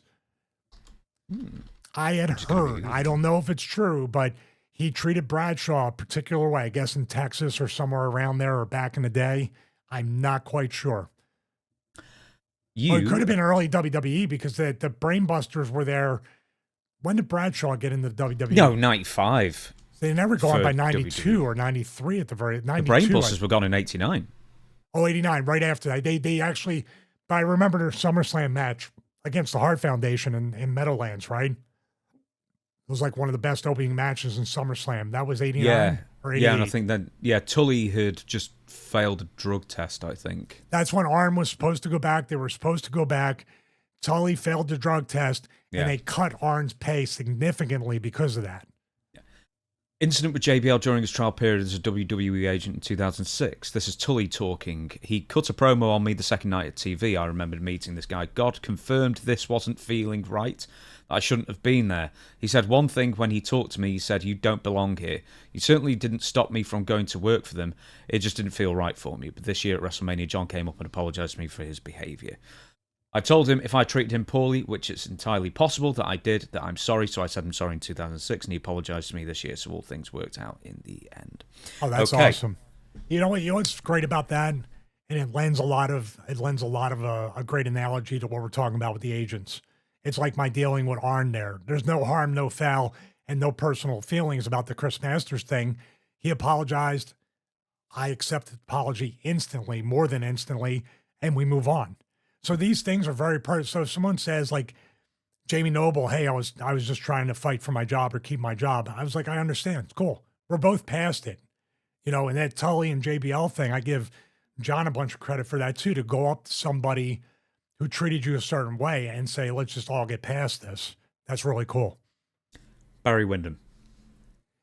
I may have had Barry for one match. I sure definitely did try to act or interact with Barry. I knew he was an agent for a short time, and he was one of those guys like IRS, and sometimes he was around Mike anyway when Mike was agent of my stuff, so he was there.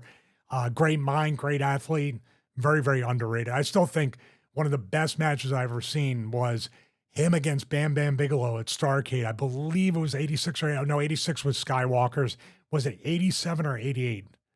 Might have been 88. I'm not sure. I remember the lariat he hit with Bigelow with. It was a tight shot on Bigelow. He had this one, he did the claw. He had the black glove. They had a tight shot on Bigelow. Barry ran the ropes. They kept the tight shot, and all he sees is big arm and blonde hair.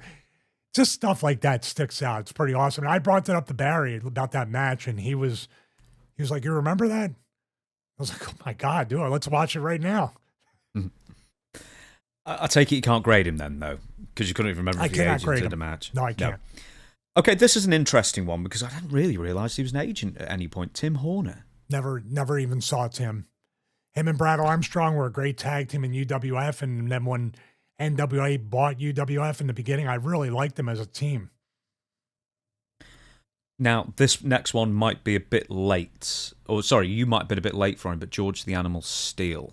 I was very much late, but I was also very much in tune with hearing the George the Animal Steele stories that Brett had told, not personally in the locker room, but those stories are urban legend about George Steele, and he was the one that would always find guys if they were 5 minutes late, and Brett was the champion then, and there's lots of stuff that George would technically do. Now, he does he did some shoot interviews or regular interviews, and he seemed like outside the business to be a perfectly normal, friendly guy. I don't know what changed there as opposed to what I saw on these interviews.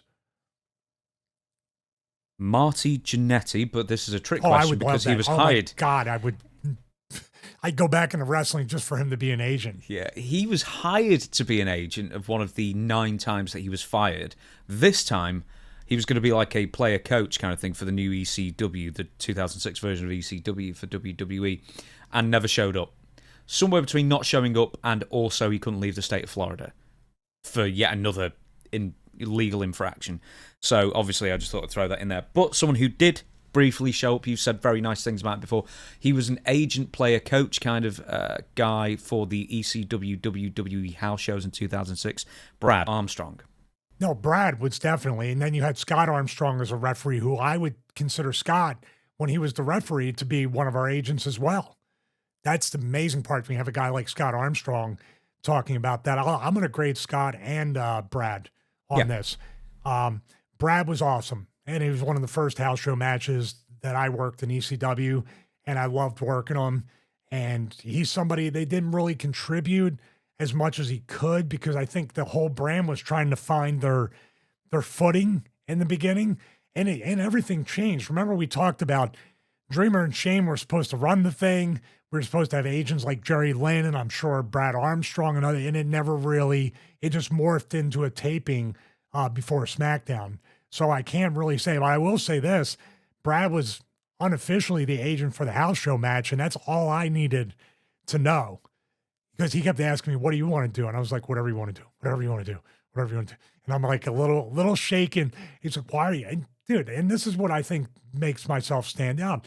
I'm looking at Brad Armstrong and I'm still marking out the fact, not that, oh, I'm in front of him, right? But I better do good because this is one of the lightest, best workers that I'm ever going to be in the ring with.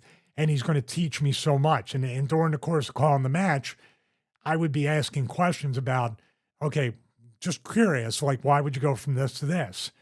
And that's kind of, he was my agent. But I would call it just B, because what he taught me in that one match was really great. And just being around him and seeing how he conducted himself and actually seeing how beloved he was. And that was the mystery too, James. The boys love this guy. Everybody loves working him. He's not a problem. He doesn't complain. He's always willing to work and give and serve. And I was like, isn't that enough to push him besides being an Armstrong? Look at his brother, for God's sake. Brad was every bit as charismatic as Brian. So I put Scott as a referee and Brad as a player coach in the B category. Only because they hadn't done it officially as much as the others. Dave Hebner. I don't recall. I do recall a couple times asking Dave and Earl a couple things. I remember he was an agent for a time. That's why he came out with the suit and everything and pull aparts. Not personally, but Dave and Earl were around. You know, Earl a referee, Dave was an office guy. And there would be times I would ask, hey, can you watch my match? Can you give me feedback? You grab anybody. If someone's just sitting there, a Dave Hebner can teach you a lot. And of course, what do you think the question I asked them was? How was your match? No, besides that, that's one. What was the question I really, really wanted to ask for years and finally asked him? Oh, specifically to Dave Hebner? Yes. The twin referee thing? Yes. Saturday Night's Main Event. Both of them. And actually, I tried to get a picture where I reenacted the Hogan thing where I was pointing at the old Spider-Man thing. I wanted it so bad. What did Dave Hebner do? Because he was there for years. He wasn't a referee pretty much. He was into the 90s, maybe, I guess, a little bit, but Earl sort of took over all the refereeing. So what did Dave do? I think he did draws. He was always at the table. I think him and Timmy White did draws, did other things, did some stuff, I think, with Derek, with T-shirt. I think it was a utility guy like Whippleman and Lombardi, but he was always sitting behind the folding table. And sometimes he would give draws out. So I'm not quite sure, but it lends back to what I said earlier. You got to give it to Vince McMahon. He kept them employed even past whatever you can consider to be useful on TV or in the ring. So good for Earl and Dave. There's only a couple names left on this, and then for WWE specifically, I want you to tell me anything that you think I've missed out. Paul Bearer, I believe, was an agent for a short time. Paul Bearer helped me on the indies in a couple matches that we worked on indies together. Just from that short time, he would have made an excellent agent. So de facto, in a short amount of time, I would also put him at a B just because I hadn't experienced it. But man, you want to talk about, he could probably be on 3 or 4 other Mount Rushmores of tier lists that we could talk about. This is a very interesting one because I don't think many people know this. Rocky Johnson was an agent in WWE for a short time. I would have loved it. I didn't get it. That's before my time. Is this the time where the early 2000s, would you believe? Was he at OVW first? Well, I'm wondering if he was OVW first as partly a trainer, or maybe he went to the different brand or something. He was in OVW as a trainer, I think, for a time. Yeah, he didn't last long. I mean, Bobby Eaton, I think, was in OVW for a time as well. Yeah, Bobby was there too. Robert Gibson was there. Steve Williams was there. Never had any interactions outside of hello and goodbye. I saw him on some indies. Listen, Rocky Johnson, there's probably stories for days from him and Tony Atlas at a time where they were mega over as baby faces, at a time where people weren't very understanding in a way, if you know what I mean. And they still they still got over as baby faces.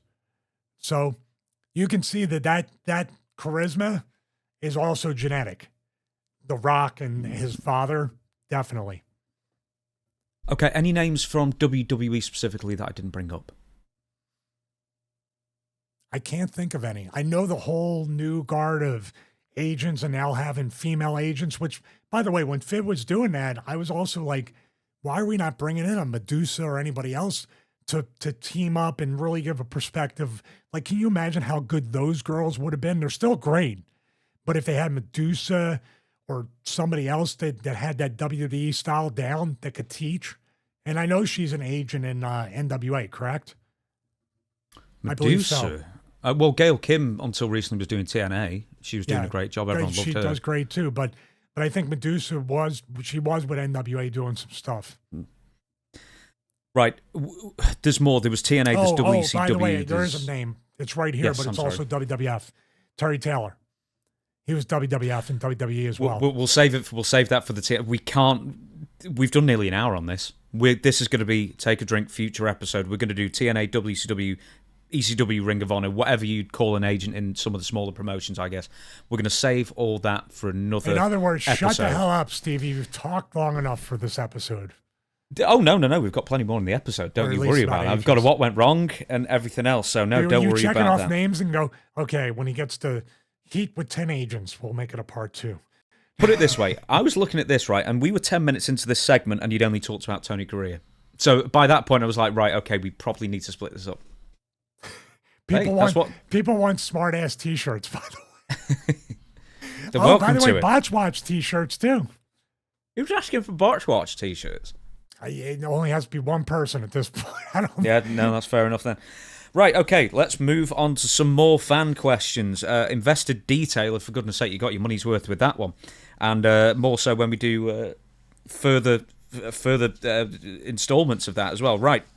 Craig Shannon says, what is your opinion on wrestling-themed movies and what's your favourite non-wrestling? In fact, why don't we talk about the wrestling movies? What's your favourite wrestling movie? Favorite wrestling movie? Man, there's favorite movies that have wrestlers, but are non. We'll get to that question next. I have to say, when you go back and watch, there's 2 different ends of the spectrum. The campy one and then the dark one, and you can probably guess what the dark one is. The campy one is Ready to Rumble. It's just so ridiculously campy and out there that it's a fun, mindless watch. That's why I was probably on TBS and TNT. So they put a movie on there and you just play it in the background when you're vacuuming or whatever.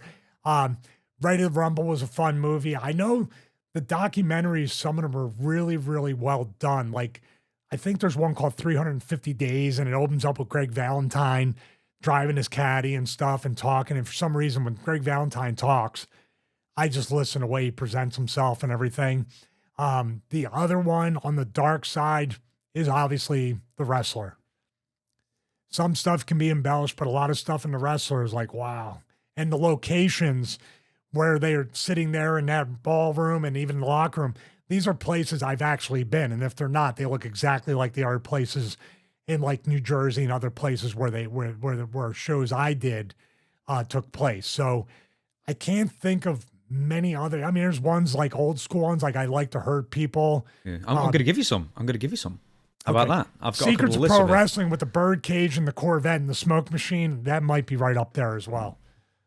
The Wrestler, as you mentioned, the Iron Claw. Haven't seen have it you yet. seen the Iron Claw? Not yet. The Von Erich story. Yeah, it's well done. Here's the thing. It takes so many creative liberties. I mean, it annoyed me with... I always bring up Bohemian Rhapsody as a comparison, because I love Queen. I know the Queen story inside and out. So much stuff was completely false in that film. It annoyed me. Same with the Iron Claw in that sense. But it's done really, really well. The only thing is, I can't work out why... Who's the main actor? Mine's gone blank. Zac Efron. Zac Efron. He plays Kevin, right? Yeah, he should be Kerry. Easily, he should be Kerry. And then the guy who plays Kerry should be Kevin. He's too big to be Kevin, right? Yeah, but he's not tall. I mean, what is he? 5'7", 5'8", Zac Efron, and the other ones are all like 6. That, yeah. Yeah, it's like weirdly all shrunk down versions of the Von Erichs. But anyway, Fighting with My Family. The Page story. Never saw it. Me neither. In this list, this is just a Reddit list. Foxcatcher, which isn't pro wrestling, but that's a great film if you watch that. We're going to get rid of the documentaries. Win-Win. I don't know what that is. Never heard of it. Nacho Libre, which I thought was really good. I really enjoyed Nacho Libre. I have to see it. I haven't seen it yet. Oh, for God's sake, you're the worst at this, Stevie. You've seen less films than me. Well, the next question, I'm going to take that one over. So, okay. No holds barred. I gave one answer for both, and I even gave Secrets of Pro Wrestling, which technically it's not a documentary with Stunt Granny. How's that for pile driving, Miss Daisy? No holds you barred wanted with Hulk Stunt Hogan. Granny hurt for real. Murder Hour, James Romero. Yeah, of course I do. Yeah, well, I don't want to winking. Anyway, you're the person that's still. I'm gonna say it. I predict right now. Watch James Romero. He will giggle like a little schoolgirl. You ready? Go on. Braun Breaker spearing I Show Speed. That was brilliant. That was brilliant, and you know it was brilliant. It was great. You want to talk about? We watched it together. You want to talk about being clued in but not clued in at the same time? Still, he didn't die. You know, people lived. Right, so I've got another half left. No Holds Barred, which, in fairness, I've never seen, with, Zeus, Tiny Lister. Oh, the Dookie line. You've never seen the movie? Never saw it. Well, I've heard it was so bad. Why would I watch it? Well, I should watch He it. grabs the villain, who's a character actor who's been in a lot of great movies, and Hogan, he started, and Hogan goes, "What is that?" And he goes, Dookie. That's there. You can tell Vince McMahon had a hand in the script writing, can't you? Pretty much. Which computer wrote the movie? Ready to Rumble that you mentioned, Body Slam. Who's in Body Slam? I think Piper's in Body Slam. Yeah, Piper's that's with Jesse Ventura, isn't it? Yeah, that's Body. They were the little girl. He's a single dad or something. Yeah. Oh, dude, here's one right here. Shane Douglas, the person I stole the show from. Are you listening? Zombies. Wrestlers versus Zombies. Yeah. That dining. Dude, I popped so huge in the friggin' diner, and Shane's got his gear on. Oh, I love it. Where else am I looking? Okay, so I've got a few more. Paradise Alley with Terry Funk, I think. Was that the one where Stallone had to stop the whole set because everybody was making fun of wrestlers? DiBiase was there as well. And Stallone chastised everybody to say, these are the best improv actors you'll ever see. Talking about pro wrestlers. Is that the same movie? I think so, yeah. It's definitely a Stallone movie. Vision Quest. Well, it's an amateur wrestling movie. Yeah. Matthew Modine. Reversal, I don't know. Matthew Modine's a great actor. Reversal, I don't know. Night in the City, which I think is from like the 50s, and that's meant to be very good. The Main Event, Rumble. The Peanut Butter Falcon, which I think's got Mick Foley and Jake the Snake Roberts in. It might. I'm trying to think if there's any more. There was one with the Fonz, Henry Winkler in, and I can never remember what that's called. But that was mentioned. Geez, I forgot. Are you talking about the Water Boy? No. Captain Insano. It's no, it's not that. It's not that. It is called The One and Only, 1978. Nice. And he does like a Gorgeous George kind of thing. I remember that. That. It's one of the most underrated ones. You can't call it a movie, but it's a movie. My Breakfast with Blassie. Never saw that with Kaufman. Yes. My Breakfast with Blassie. Queens of the Ring Technically Paradise, a movie. It got released in theaters back then, so yeah, it's definitely a movie. I'm trying to get rid of anything. Oh, Santo in The Treasure of Dracula. Oh, I did see that. Yeah. Blue Demon was in some movies too, right? He was, yeah. Then of course, on the TV side, you got Conan on the soap operas way back in the day. Didn't he have like a really brightly coloured jacket? Like canary yellow or something like that, yeah. Yeah, and then Mark Jindrak was in soap operas as well as Marco Corleone, I think, or whatever his name was. Okay, very briefly, we'll just call it your favourite. What's your favourite ever film? Just one. The Dark Knight. Have a guess what mine is? Oh, something where everybody gets murdered. That's my thought. People do get murdered. Okay. Kevin Spacey gets murdered in it at the end. Oh, American Beauty. My favourite movie of all time. Unbelievable. Sam Mendes, what a genius that dude is. Ah, God, I've not watched it in years.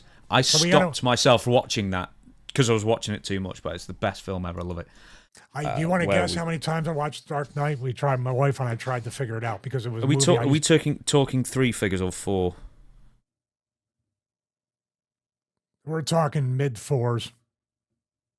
That's problematic, I think. I think I've watched it 5,000 times because I fell asleep with it every single night, even after my wife and myself got together. I watch it every time I travel on the road. I'd have the iPad up on the nightstand and fall asleep to it. I'd watch it during cardio. It's the perfect movie. Do you know what I do on long flights when I hated flying, and I always listen to one album over and over again because it was always like 90 minutes exactly. So I was, I could time it out. I was just listening to The Wall, Pink Floyd.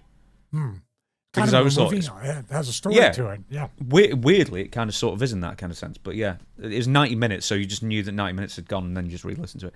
Right, we are going to move on. Next question. Reaper Crew says, "Hey Stevie, was there ever a bump you refused to take out of fear? If so, what was the bump and who was supposed to deliver it?" Mostly any move where I have to backflip and take like a face or stomach bump or anything like that. Now, not so much like taking a bulldog, although I never liked that because after my neck injury, I became very fearful of it breaking, landing wrong, twisting, whatever it might be. So I've never been great at that. I remember one I've always been afraid to take, and I took it once, was the Dominator from Ron Simmons when I came out parodying or imitating the Acolytes and had the UPN logo instead of the Acolyte logo. And he gave me, and totally my fault, gave me a Dominator, and I wasn't ready for how strong or quick I was going to be like like kind of planned. He flipped me and everything. Otherwise, I would have landed like a pogo stick, but I still landed where my chin wasn't tucked. Also, what can be combined with that one would be the Styles Clash, the one I took where it was very scary. But you have to say you're conditioned as a wrestler to always tuck your chin. Always tuck your chin. So your instincts take over. Obviously, it was my fault, not AJ's. It was my fault, not Ron Simmons. But it's something that after that one thing, I never wanted to take it. Then when AJ, I was kind of in a spot where I felt forced to take it. He said, "Don't worry, look back." So he gave me all the guidance I needed. I just didn't. My instincts took over. And then from that point on, I take bulldogs or like when Jericho would do that thing or anything or anybody would do it, but I would never backflip. The hips over my head is just so scary. So, okay, with the Dominator, what hurt more then? Was it more, so were you just landing on your head? Or because I always imagined that your knees would hurt more on that landing. Well, you don't even put your knees out. When you put your knees out, it's going to be a crappy bump. And that's what I would sometimes do. I landed to where my top of my head kind of brushed the mat. So I cleared, but it was very scary. There's a picture somewhere online where you can see Ron kind of shudder and you can see my head kind of come down. It looked straight, but it wasn't. So 100% my fault. And if you have fear of something, you might as well not take it because it's going to look like crap. What was I'm the most afraid painful? Of guardrails too. I'm afraid of guardrails. Yes, well, I can understand that. Most painful move that you took, but you weren't injured. Just like a move that just always just absolutely just really hurt, but you didn't break your arm or anything on it. Oh, I would say the spear by Goldberg. Yeah. Even the ones that were kind of like where that one we showed where he floated me, where I said I attacked him. You're just getting football tackled and you're completely. Now, what made his spear hurt more was the fact he was DDTing on himself into the mat. So his shoulder was going right into your solar plexus. So basically you were being planted. Like with Edge, he kind of like cups you like a clothesline and drops next to you. Jimmy Uso, Roman Reigns, those spears are like floating bumps. Goldberg, I tried to float, but he still drives you down like that. So that was always the one that knocked the most wind out of me. And then sometimes that's worse than even getting your bell rung, because if it's not the finish and you can't breathe, man, and you got to bump and feed for a comeback, you're done. But with Goldberg, it's okay, I can just lay here. Okay, so Rexall's written in, says, "Time for some positivity. What do you think are the best 3 aspects of the professional wrestling industry right now?" Well, I would say number one, even though people would disagree to some point, competition, more than one promotion, not a monopoly. It might not seem like that, but we have TNA, we have AEW, and I know TNA is working with WWE, but they still exist on their own. We have a lot of independents. We have people now, especially at the WWE prices, looking to more affordable alternatives where they get better value for their money. That's great. Competition all around. And I wish Tony Khan and AEW would really, really step up and really try to not compete, but offer that alternative to WWE, something completely different. So that's one.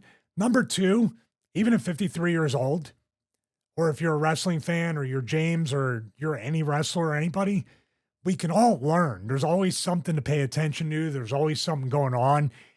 It has cycles. It can evolve, devolve, change. fitness, technology, and pro wrestling will never get boring because they're always changing to some degree. That's why those are my three passions. I really do have a love, affinity, and passion for all three of them. Also, I believe that the best part about it is that the fans really do, in the end, kind of direct the business.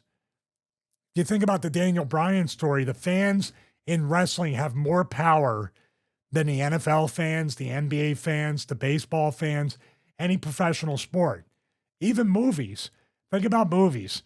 They might cancel one here or there, but they really make the movies, even though maybe the majority of people say, do not remake this movie, do not do this, do not that. They still pull the trigger. But in wrestling, maybe not 100%. Wrestling really does, in the end, listen to the fans. So it is a fan-friendly form of entertainment with what I'll couple with this. You'll say, well, WWE and AEW charge too much money and they do this and they don't really, but that's the beauty of it. As a whole in professional wrestling, what's your flavor of ice cream? What do you like?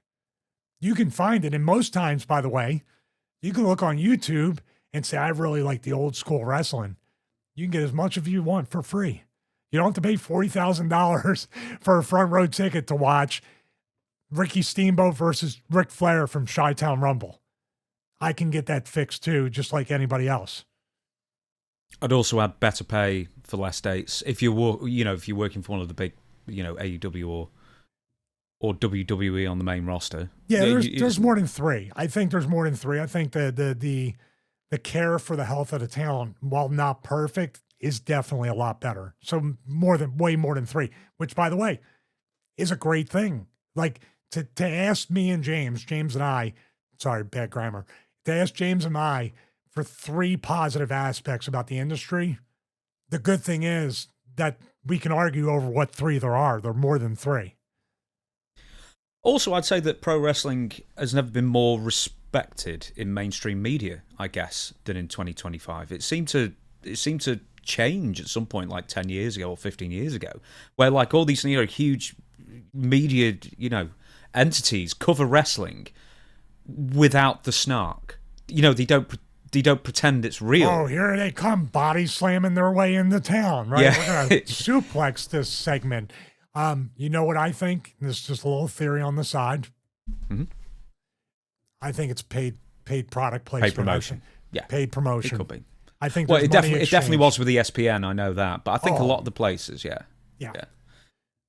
Okay, next question. Nick, conversely, from the positive to the negative, Nick Butcher, everyone always talks about their 5 favourite wrestlers, but I would like to know, Stevie, who are the 5 worst wrestlers you work with in WCW, WWE, and ECW? So I guess he's saying that so he's like blanking out someone like the indie guys that you may have wrestled randomly. Well, the number one, and I'm sorry because he's still a good dude, Heidenreich would be at the top of that list as the worst I've ever been in the ring with. In WCW, I can't say that I really had it. I wasn't there long enough to have a bad experience. In ECW, man, I'll tell you, there was a lot. This is a great problem to have. I can't name 5 that I would consider to be the worst. Unfortunately, Heidenreich. And now I've worked a lot of independent wrestlers. I've had interactions with people like Sylvester Turkey, who doesn't work in the ring. He snatches you. So if you're talking about worst in the way of they didn't work, you just had to fight for your life. It's Turkey, for the limited amount of time I interacted with him, that would be pretty scary. Believe it or not, if you're saying worst like wrestlers as far as like the ability to do anything and everything hurt, I'd still put Goldberg in there. I'd put Goldberg in there, and I think Bret Hart would agree. He'd argue with me. He'd say, no, he's awesome. He's great. But no, Perry Saturn would argue with you. Who would? Perry Saturn would argue with you. Yes. I think Perry's like, he takes up all 5 spots of the favorite of the best. I gotta say, I don't have 2 more. I really don't. To me, looking back, I'm like relieved. And I would have been the guy with the Marine trailer during commercial. And you come back and I felt so bad for Austin Theory and Grayson Waller. I watched this past week. They came back from commercial and they were already in the ring. My heart sank. Yeah. That was like, oh, I hate that spot. What's that thing that you do? Was it like the Barry O thing? Yeah, they might as well have done that at that Number of wins. point. Did you wrestle so in any of the main promotions? I figure you must have wrestled a couple of people in ECW at the time who just had very little experience and 2 left feet. Just shouldn't have been there. We all kind of had an experience, and some of us had 2 left feet. I could probably criticize myself for having 2 left feet at one point or not putting a tight enough headlock. You know, we all learned. I think we were all learning as we went along there. So there was nobody who was like, I didn't even have a right to even know like what bad wrestling was at that point. So that's why it's kind of like, and then I got to a point where it's usually the people like a Heidenreich. And if you can put a Heidenreich in, Goldberg is kind of like a Heidenreich that got really caught on with the fans because everything that Heidenreich did hurt, everything that Goldberg did hurt. That's just the 2 ends of the spectrum. The Writer Machine writes in and says, I know it's normal for wrestlers to pitch ideas for angles or their character. I was wondering if you did as well, and if you did, what were they, and which were your most favoured or dedicated ideas? Okay, so I'm going to re-ask this slightly. We're going to presume that the ones that were taken made it onto TV, so we'll know them for the most part.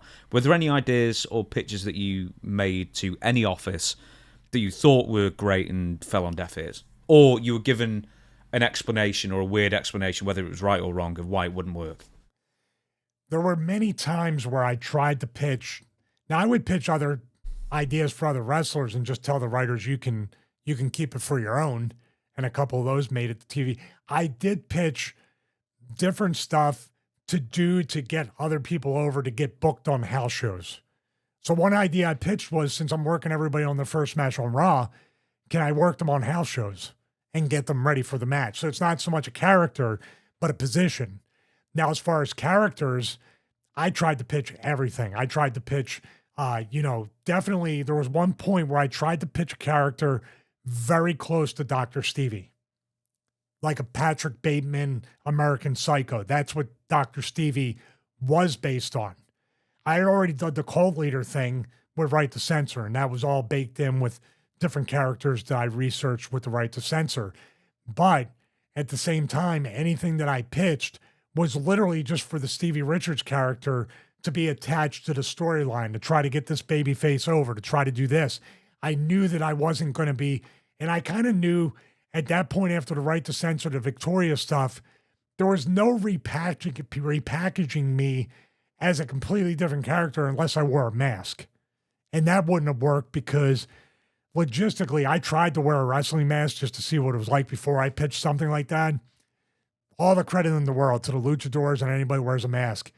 It is disconcerting. Your hearing, the vision, the peripheral. Dude, it's hard to work in a mask.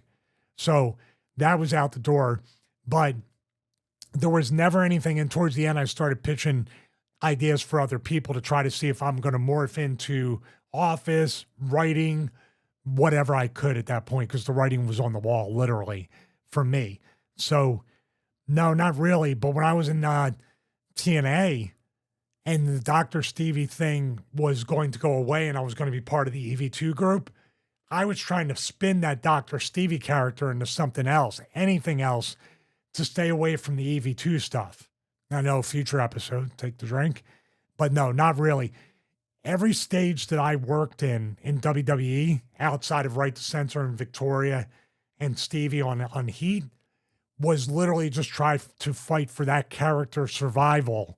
I didn't have the, how should I say, the goodwill nor the time, I thought, in order to do that. I knew that I was going to get released any week for years. So, no, I wish I had that creative freedom. We're going to skip this next question relating to Steve Austin. We'll save that for a future episode. Take a drink. We're going to go to Salvatore M, who I know for a fact because I asked him and said, were you the Salvatore M that always used to write into You Shoot? And said, yes, I am the same one. So he says, I know Stevie is a shoot interview enthusiast. Could he comment on 2 particular series of shoots, those series being the first New Age Outlaws RF shoot, I saw that, and the second New Age Outlaws shoot, and the first Paul London and Brian Kendrick High Spots shoot.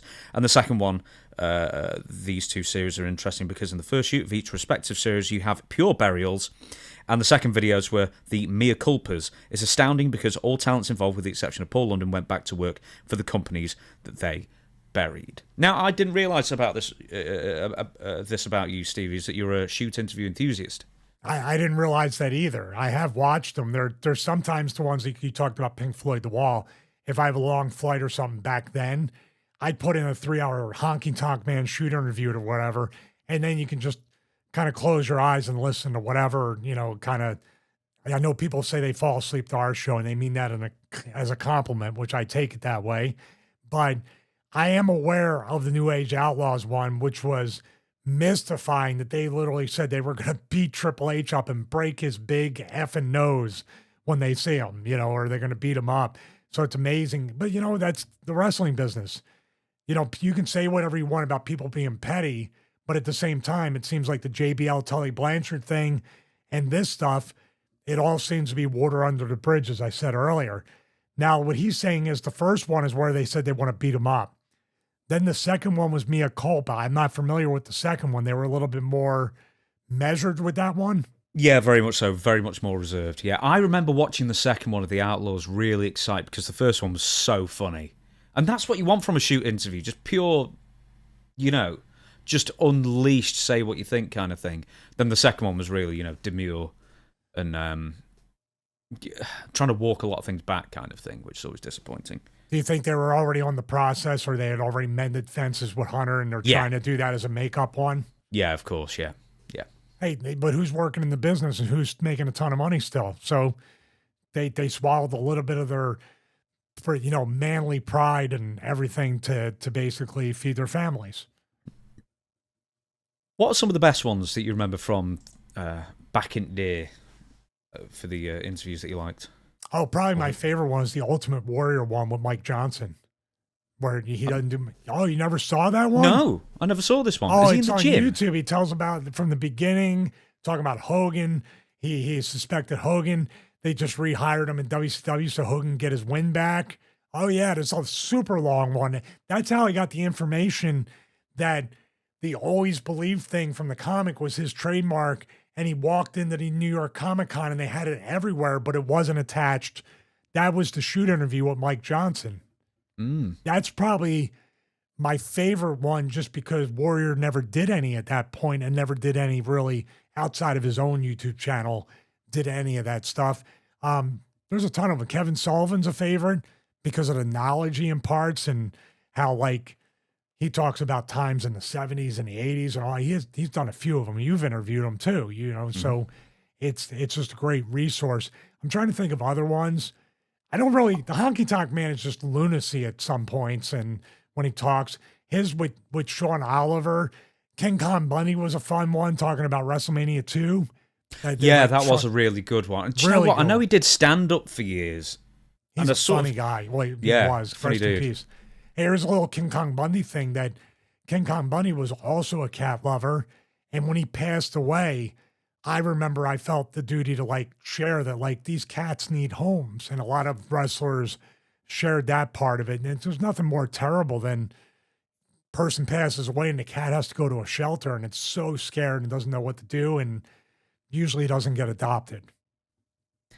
I'm going to give you some names of ones that I like. So I pretty much was a shoot interview enthusiast. I mean, I suppose I'd have to be, to end up sort of basically doing the same thing. Some ones that were great throughout the years. Bobby Heenan for RF Video. Here's the thing, is that Rob Feinstein is the worst interviewer in the world. What do you think of this thing? They just have to call it Any Memories Of. That's what they name everyone. Any Memories Of. And do you know who else I thought would be really good at it, and turns out he wasn't good at it at all, was Brian Alvarez. I thought he'd be great at interviewing. I think they released one or two. One with Abdullah the Butcher. He was terrible. That's why he probably didn't do anymore. But, he's good at radio. For some reason, he's that didn't translate. I've done a ton of them, if you want to call them shoot interviews, I suppose, but they're all just interviews. Jesse Ventura, I remember being really good. Jim Cornette, every single shoot interview he ever did was brilliant in a completely different way. I like the Timeline series because, as I say, one of the people who's got steel trap memory. Brett's, I love Brett's. Kevin Nash's were always great, for the most part, I seem to remember. I'm trying to think who else. I've got a huge list of people. Someone who I think was underrated, weirdly, was Demolition Axe, Bill Eadie, because that's a dude who just people don't appreciate. Early 70s. He's been working since, and just like what a fountain of information he is. And not even knowing he was booking. He was a booker, so he has a great deal of psychology and knowledge. Yeah, definitely Jesse was awesome. And Jesse's done some with Graham Bessinger, the guy who interviews all the athletes and stars and stuff. He did a great job. That's outside of wrestling for the most part. Yeah, there's a lot of ones that I'm trying to think of. And they're all free on YouTube for the most part. I tried when I did the one RF shoot interview, I said that's the pretty much only one I will do. And that's where a lot of stuff came out, where I said the TNA was an indie with TV, that this, and that's where I told the original PJ story and everything. So there's a lot of. Do you regret doing it? Because I know you did that and you won't do any more. Do you just sort of think, or at least at the time, because you were still in the business, were you just like, man, I said too much? And No. I mean, it was really just the truth of whatever. Of course, I got a ton of heat, got blacklisted. That happened again in 2024 when we started this as well. But the truth is the truth. And like I say, I am harder on myself than anybody else with that. There's part of me that regrets doing it with Feinstein, obviously, with that. There wasn't even a money thing. It was just like, okay, now's the time. I'm going to move on. I thought I'd be completely done with the business after that and just kind of live a very private, like anonymous life. I don't know why I thought that, but that's what I thought. I'm trying to think who else. Who are some of the worst subjects for an interview? Like, because I remember one seeing him with. You tell me, dude. You tell me, Tommy, because not the people that I interviewed. I saw one with Tommy Rich where it was awful. It was a U shoot and something. Is he called Sean Oliver, the guy? Yes. He must have upset him somewhere halfway through. By the way, Shane Douglas is another one who's great at those interviews, by the way. He's one of the best ones. Yeah, Tommy Rich was terrible in it. I've interviewed Tommy twice.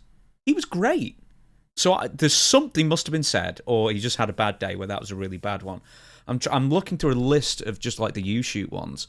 There are other ones that are just completely useless, like Tammy Sitch, because you never know whether you're getting the truth or even remotely a truth, because some people will work the interviews for their own benefit, which sort of,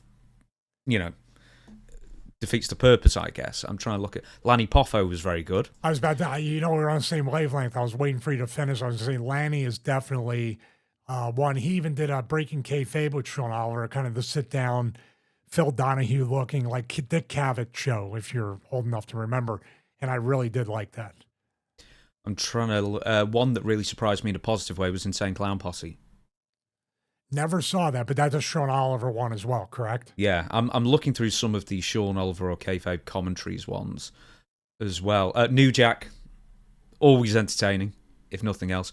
I'm just going to look through some of the timeline ones and then we'll move on. So I know Jim Cornette did. This is the WCW Jim ones. Cornette, by the way, I don't know how much, if he gets money off that shirt with the face he made. Remember they made it into a meme and a shirt? Oh, he sells them. He sells them. Oh, good job. Good job. Do you know who I remember was really bad, although he was fine with me, was Tully Blanchard, because he just didn't want to say anything. Barry Windham was another one who is just really tough to get anything out of. And then, but the thing is, like, I'm sort of like, when I got into it, it was like the post-shoot interview era where everyone was just doing interviews all the time, so it wasn't really revealing anything. So, Ricky Morton, of course, brilliant. I'm trying to give a couple more, and then I will. That's how Ricky got that pay-per-view match against Nash off a shoot interview. They converted that. Yeah. Another one, D'Lo Brown. I thought that was an RF video one. I thought that was really good. I thought he was really good. I think Sean Waltman was very good in all the ones he's done as well. Bruce Pritchard's very good, but once again, you sort of have to read between the lines or ignore certain things. Because you mentioned George the Animal Steel, I thought his interviews were really good. That's one of the ones I'm talking about. That's why it didn't line up. Obviously, the business makes people behave a certain way, but I didn't get anything outside of just a very down to earth, logical guy. But I don't have any experience dealing with him. Didn't Briscoe do one too? I mean, he's got the show at Bradshaw, but didn't Jerry Briscoe do one once? An RF video, if he did, I don't know of it. I believe he did. I seen one. I might be off on that. Listen, anybody, Slaughter would be a great one. I think Slaughter has a shoot interview up there somewhere on YouTube. Never seen it. Not sure, but he might. If not, there's tons of people that ask him questions and film at conventions, and he answers. Then, of course, the Cobra Clutch comes on.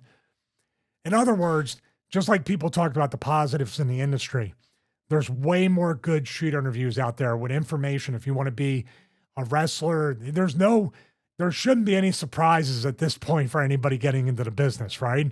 And these shoot interviews are really here's one of the, you know what the best, worst, best is? The best, worst, best of all time. I don't know. Billy Jack Haynes. Awful. Oh, man. I feel for him. I'm just saying that's the best. That is the one right just there. A train wreck. And these are years ago. We're not talking present day. It's a tragedy. And no. He did one from prison. In Dark Side of the Ring. I think that's either out this week. I think it's out this week. What? Dark Side of the Ring. He does an interview from prison. Oh wow. Okay. You've got to watch that. Well, that's why I'm saying best, worst, best. You know what I mean? Like you just can't. You have to see what's going on. I want to give a couple more names, then we'll move on. Worst, once again, I'm going to say Raven. Not just my experience, but his shooting interviews, for the most part, terrible. Robert Fuller, amazing. Love the Colonel. I'm trying to think if there's any others. Punk and Joe did a really good one for our shoot. Punk did one and Joe did one separately, but they did one together. I guess going over their matches from ROH or something. Those were pretty good way, way, way back in the day. I think Raven and Honky did one. Oh no, Raven and Honky did one with Sandman. I think Raven did one with Tommy Dreamer as well. They were good. I seem to remember. I'm telling you, Raven and Dreamer, Raven and Hack, Sandman, and Raven and Honky Tonk Man. And during those, all I heard in my head, because it's seared into my brain forever, make it a tag. So you made the shoot interview a tag. That's what he's doing. He's like, pay me my normal price, and I'm going to do it maximum half the amount of work. Because if you notice in a lot of those, Raven kind of lets the other guy talk. It's a worker. One more bad one I've just remembered, Teddy Hart. Because it's Teddy Hart. Well, let me ask you a question about that. Okay. You have New Jack, Billy Jack Haynes, Teddy Hart. If you look at it, you're really booking him for the interviews pretty much for the same blanket of reasons. Number one is probably the unpredictability. Good or bad. You don't know what you're walking into, what mood, what they're going to be like. If they're like Jamie Dundee, even worse. Jamie Dundee's another one, yeah. But he has a podcast now, doesn't he? No, Wolfie D does, would you believe? Yeah. I love PG-13, though. I love that rap Nation. Speaking of redneck kung fu, Jamie Dundee is the originator in wrestling, I think, of that. Oh, God, I might have heat for saying that Mark Briscoe did redneck kung fu. He did it. Oh, no, there was definitely Jamie Dundee. No, he originally, Jamie, you're the originator. Anything else? No, I can't think of anything. But now, all of a sudden, my phone will now load up a feed of all shooting reviews now that it's listening to me talk about these. I'm not an enthusiast. What I am, when I look at the shoot interviews, I'm kind of particular. But I also, obviously, the King Kong Bundy WrestleMania 2 story, Honky Tonk Man talking about the Warrior winning. These are moments way before I got into the business where I can now look at it in the lens of a worker and get the behind the scenes story to satisfy my childhood fandom. So it's a mix of the best. J.J. Dillon. He was good. Oh, yeah, he was. Didn't he do, that was in 350 Days where you're sitting in his, loft or man cave with all the stuff behind him doing an interview on his lounge chair. Dude, one of my favorite, we got to watch it on Patreon. It just popped up in my feed, and my wife said to me, I'm sorry to interrupt. She was like, oh, she wanted to hear my voice before all the surgeries. And it was when we were trying to get Raven signed to WCW, which I can't imagine those negotiations with Raven, but JJ and Gene Okerlund, I think I told this story once or twice. Gene, this is my favorite segment because I wanted to do a Heenan, Mean Gene type of interaction with Gene. And I basically held JJ's hand and pulled him down from the ramp to where Raven was. And then Raven tore the contract up, punched me, JJ's like, I'm sorry, I didn't know that. What is that? I didn't know this was what this was all. It was just so goofy, but JJ played it so straight. It's like little, and when he's standing there and when he did this, I was like, that's the manager of the Four Horsemen, like his little body language things. Dude, I got paid to be a fan that just got destroyed by people like Goldberg. but there's these Easter egg moments that still endear me to the art of it and how it all unfolds. But JJ is awesome. He really is when it comes to up here. Right, so we've got one more question. This is actually from the first batch of questions we got in because we wanted to do what went wrong, and from what I read from the most recent batch of questions, I couldn't find something that would suit the what went wrong category, but from the first one was from Street Guru. And he says, can you do a reaction to Steve-O on WWE? And yeah, we can. Now, there's actually a video of Steve-O reacting. This is Steve-O from Jackass, everybody, in case you didn't know. Wasn't there a wrestler called Steve-O? Or am I thinking of Barrio again?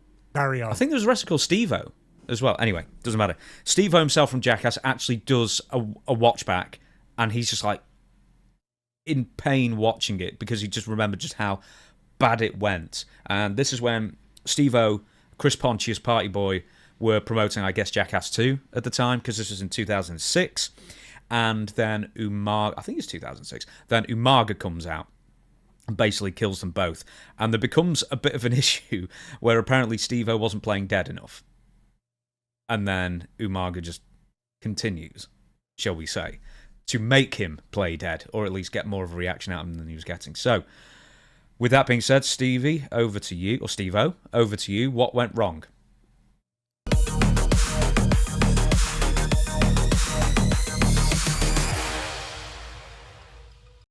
Well, I would say what went wrong is these two guys decided to step in the ring with Umaga. That's number one. Although it did turn out, obviously, in the beginning, it was going to be a work. But then when you're not selling enough, that is not the thing to endear yourself to somebody like Umaga. So let's take a look at this.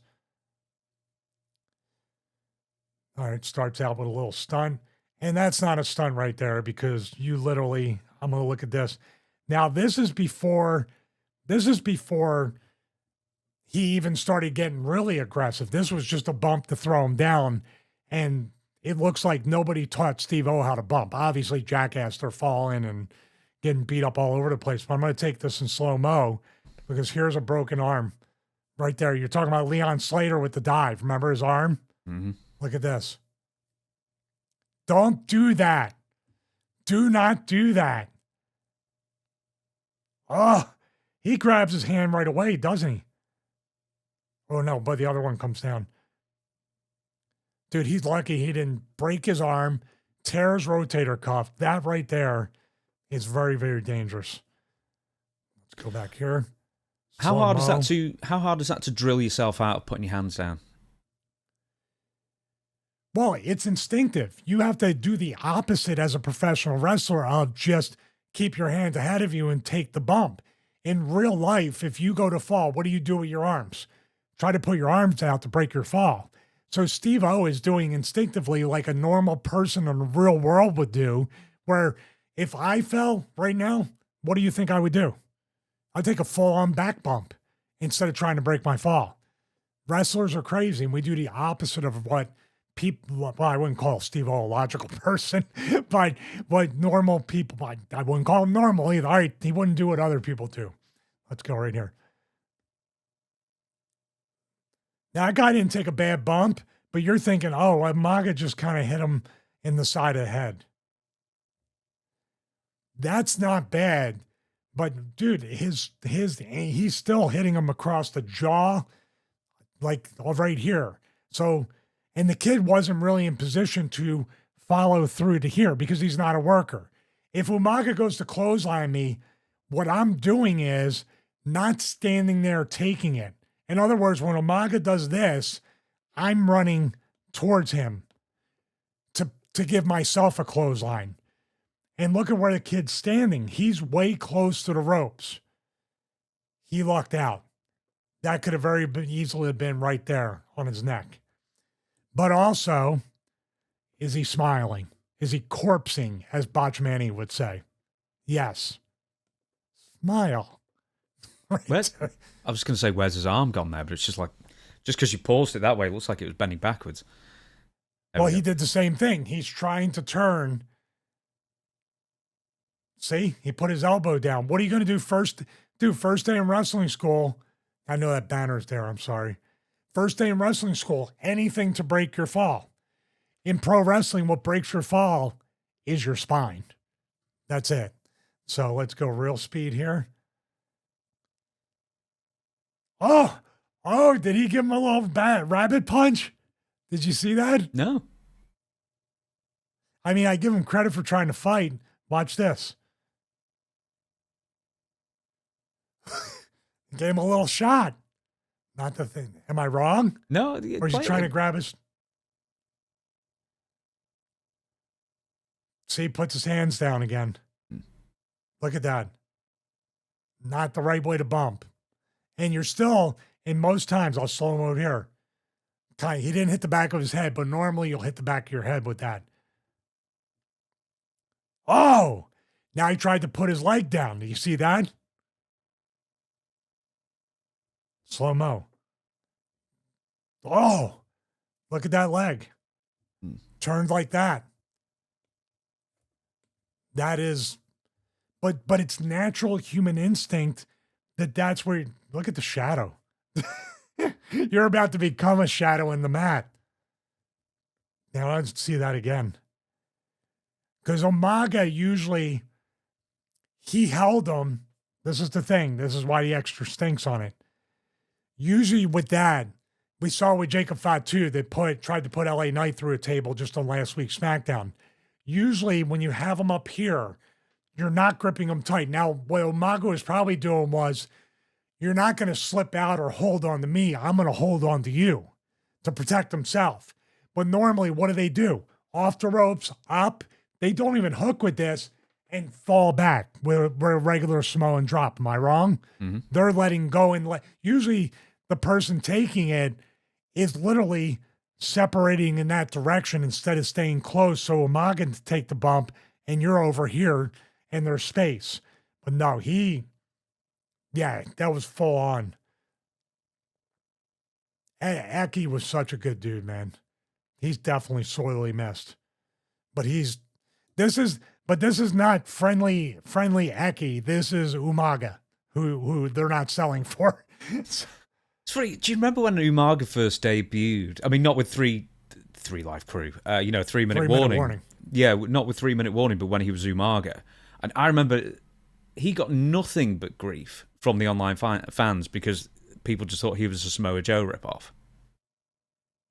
Yeah, he's totally different. If anything, you would say Jacob Fatu is taking all the elements that you're seeing, the fire up and everything, and Jacob Fatu is kind of a different version of Umaga. That's what I get from. Even the hairstyle now is kind of matching up, isn't it? Mm-hmm. And it might be a tribute. All these people are either family or close or distant relatives in some way, or because they're in the business, they're like family. So it looks like everybody's selling now. Steve-O's Who was looking the up. guy who was the guy that got up on his feet that one time? I thought it was Steve-O. Somebody took a bump and just popped right back up because they weren't. Oh, it was the guy that Big Show body slammed on the NXT Tough Enough competition. He got body slammed and stood right back up and faced Big Show. Oh, no. Well, nobody clued these kids into it. Like, these guys aren't really clued in either. That's not the thing to do. I know what you're trying to do, Steve-O. Ha, you beat him up worse than me. That might be the thumbnail right there. They were supposed to come back in and, all right, good. Maybe not that. That might have just been a little bit of, but the face of him where he changed his facial expression, okay, that's part of the deal. But for a second, I thought it was like, oh, man. Let's see what he... Now he's smart. You know what he did there? Can you tell me what he did there? Yeah, he sort of dragged him by the shoulder downwards when he chopped. He did a two-handed chop and pushed him down to the ground. Yeah. See what I mean? He bumped. It's like in wrestling school when they make you bump over the person's shoulder, like the playground spot. That's like the initial thing. He basically just threw him down, which is smart because he could take a chop and say that doesn't hurt. Here comes the splash.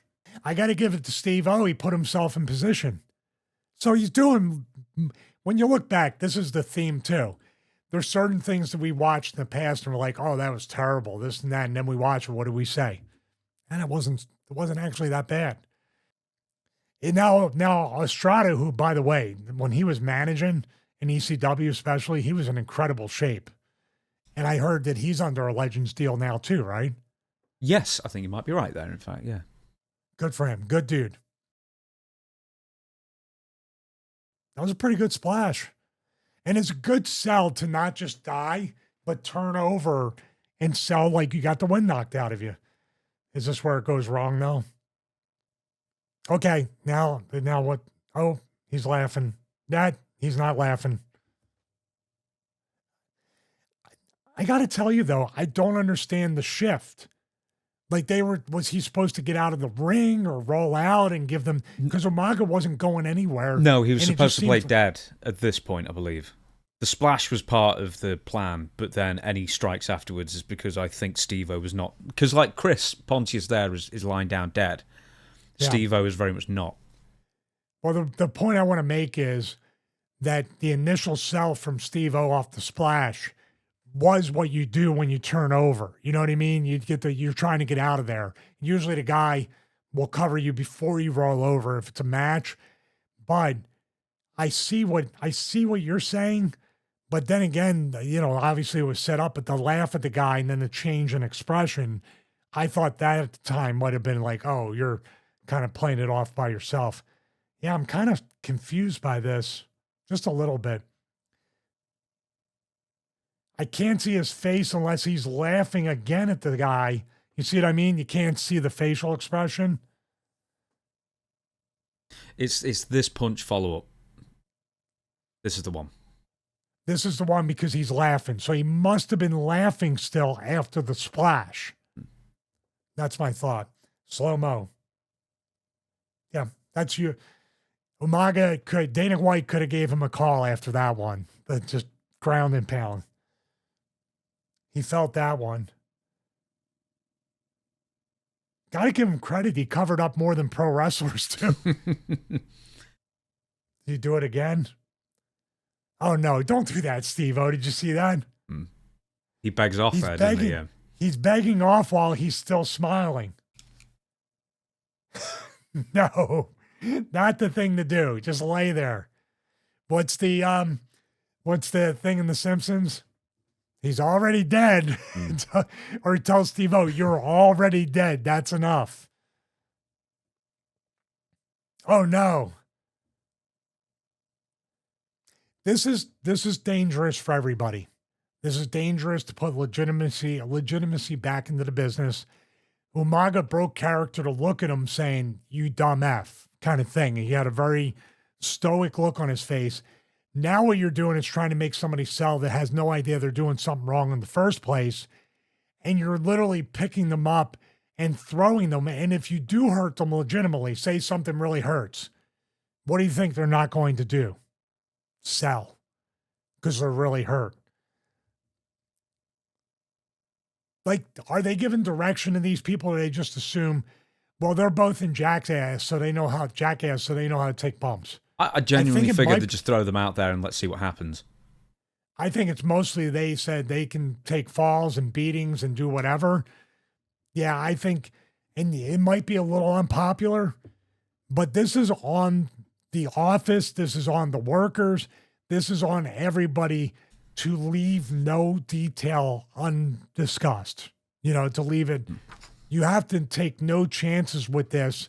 And, these segments turn into a Saturday afternoon birthday party at the wrestling school. That's what it's treated like. So I'm going to give you some quotes from Steve-O.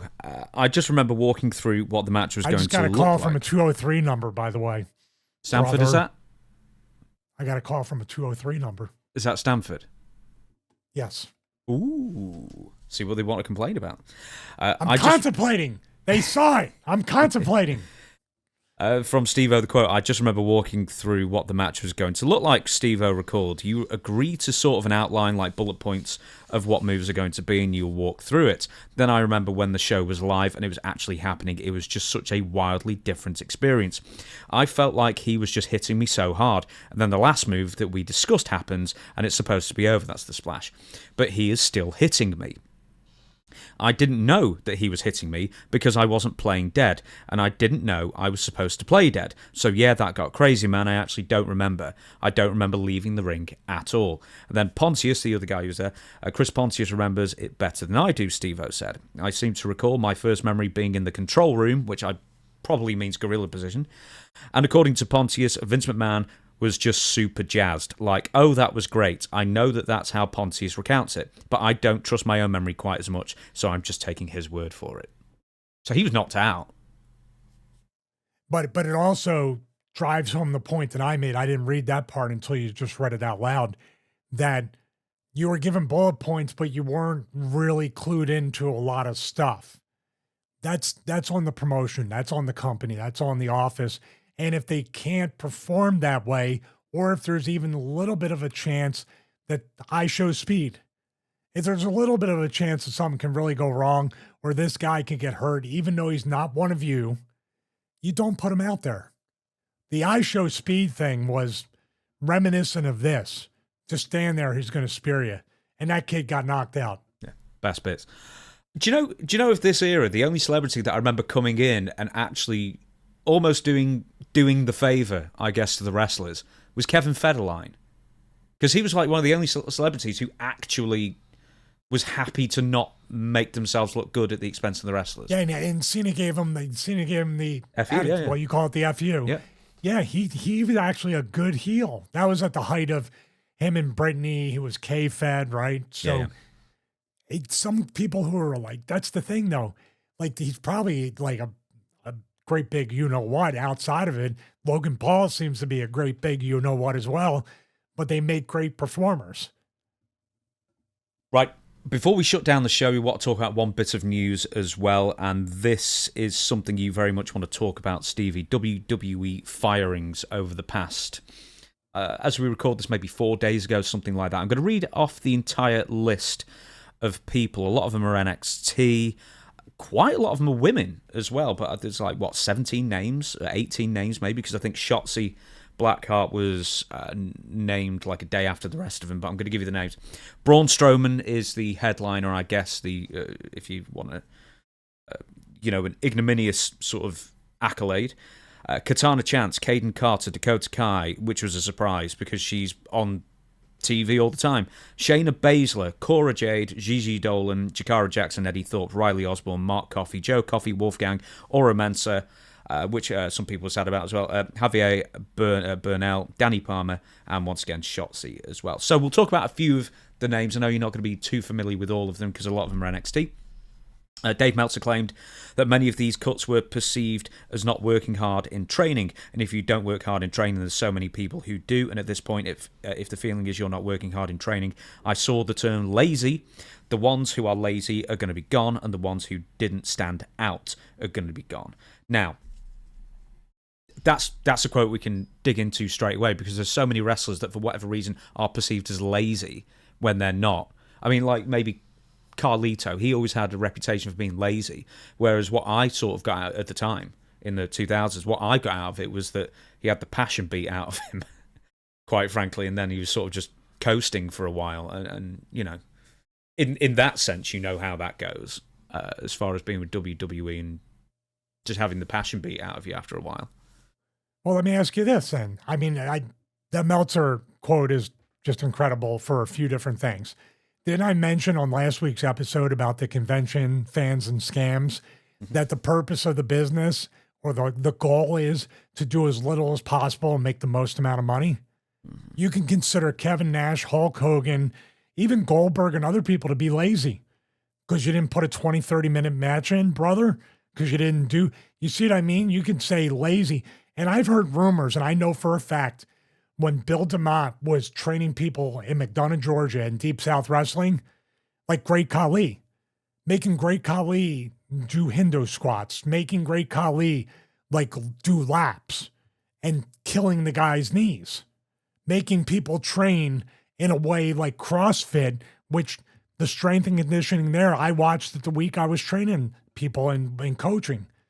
They're training them all impactful lifts and things that are just downright like you're supposed to protect your body. Even worse, right? There was a spate at one point of ACL tears in training in NXT. Yeah. And also, I believe at one time, if they probably still do, they have records for like deadlifts and stuff like that.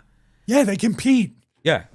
You put as much impact on your joints in order to go out there and wrestle and put impact on your joints. Yeah. That doesn't make sense. In other words, you're doing all these things to break the kids down before they even get in the ring. So some of these could be torn ACLs, I don't know, or just breaking their body down, training before they even get to the dance. So I don't get it. This is a systemic problem that I speak about all the time, that this developmental territory needs to be revamped and needs to not be treated. Is it a brand? Is it developmental? Hunter says both in separate interviews. So what's it going to be? Plus the fact, you know what this, I read between the lines. Lazy means you're not taking enough pumps. You're not beating your body up enough. You don't really want it. You know what happens? Most of these people are washed out by the time they get to the main roster in their 20s. And then guess what happens? The people that got released, like the Russo and Bing call them the whoop whoops, Carter and Chance. What did they do? The two girls now almost have the identical hairstyles and colors. They just replaced them with the new thing that looks almost exactly like the old thing. This is their system. Chew them up and spit them out. So no, they're not lazy. You're training them wrong. It's your fault. Why do they blame these people that don't have a clue? Like you said, a lot of them are NXT. A lot of them are probably brought over from other areas of athletics. I know the Coffees were NXT UK guys. I think the mustache ones, or is that Tyler Bate? One of the Coffees was Mustache Mountain. Yeah. You have people that have had their chance. I give them that. But then you got people, you're talking about lazy in training. The point of the business is not to bump yourself out while training. Maybe when you're working. No, the company's at fault. And I hate the fact this is just as bad as creative has nothing for you, then fire the damn writer. Mm-hmm. Don't fire the wrestler. It's crazy, man. I'm always talent friendly. With quotes like this, Meltzer, you lose the point. You haven't got a clue. And as a matter of fact, the people training and running the facility don't have a clue. If you have people doing CrossFit record lifts, trying to compete with each other, get the hell out of here with that. It's a work. Cora Jade specifically had an ACL tear, and beforehand, she was one of the up-and-comers, stunning young lady, still like 24, I think, had all the promise in the world. She ended up getting an ACL tear, comes back after like a year. I don't know if it's her thing or, excuse me, or the company suggesting a different look. And then basically, look, I know what it is like to have an ACL tear. It's debilitating to the point that it depends on how you recover. You may never recover. Some other people can recover, fully, that kind of thing.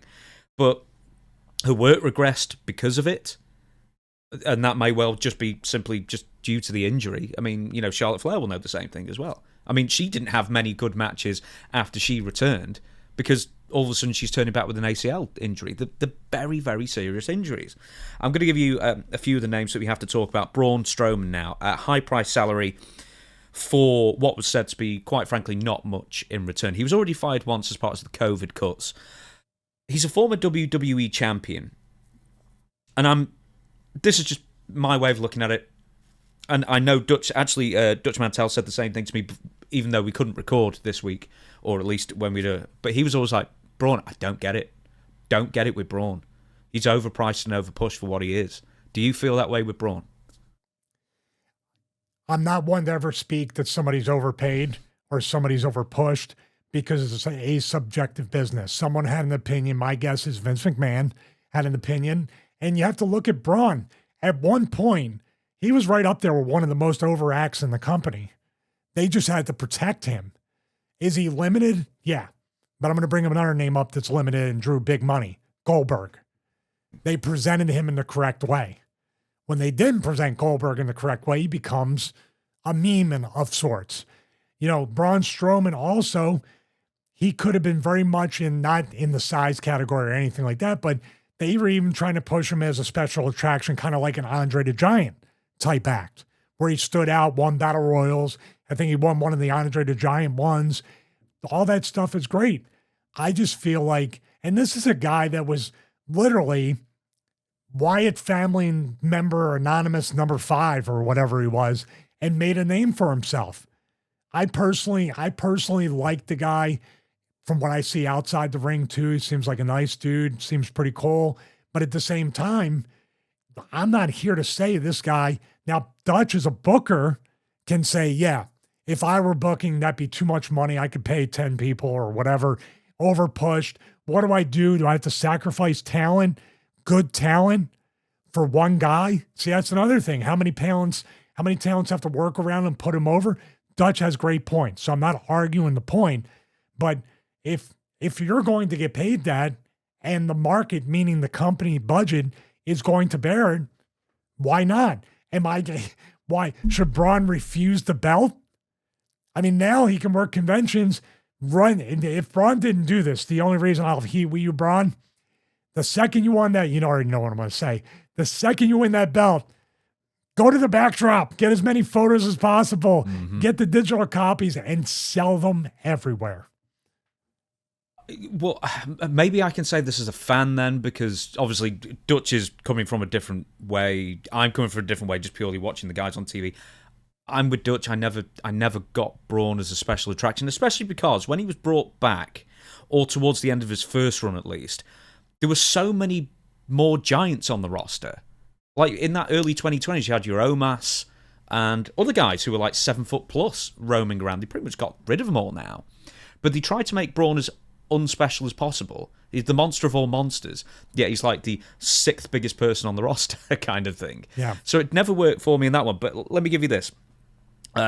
With Braun, shortly after he was rehired in 2022, he suffered a spinal injury that left him with 15% paralysis in his leg, accounting for why he slowed down considerably when he returned. He also suffered from spinal stenosis that affects his arms as well. So when he returned, he simply wasn't the Braun of the first run, which isn't his fault. I mean, it's brave enough for him to consider being physical. And he was on the roster full-time, not really being used. The last thing he was basically used for was bolstering up Jacob Fatu. And Jacob Fatu was getting wins over him. Well, I want to say this, because that last part, that's all that matters. No matter how much money, how many championships, how long you've been in wrestling, your long-term health at that size, at that height, at that weight with spinal stenosis, which Sheamus, he just came back. He looks great, but he battles it too. I know what it's like to have that temporary. Mine was temporary, and then sometimes with my neck, my arms and everything. It's scary when you start to do that. And this is another guy that power lifted. So you can imagine his strength went down, everything. He's in uncharted territory right now. So, but you know what I think? Just my theory, and maybe you can agree or disagree. I think the moment, because I think he was Vince's project, and Vince loved Braun and the size and the airport walk. You probably know what I'm going to say. I think the beginning of the end of Braun Strowman's run as a guy that was pushed was that Brock Lesnar thing, the exchange where Brock checked him. That was in the first run, wasn't it?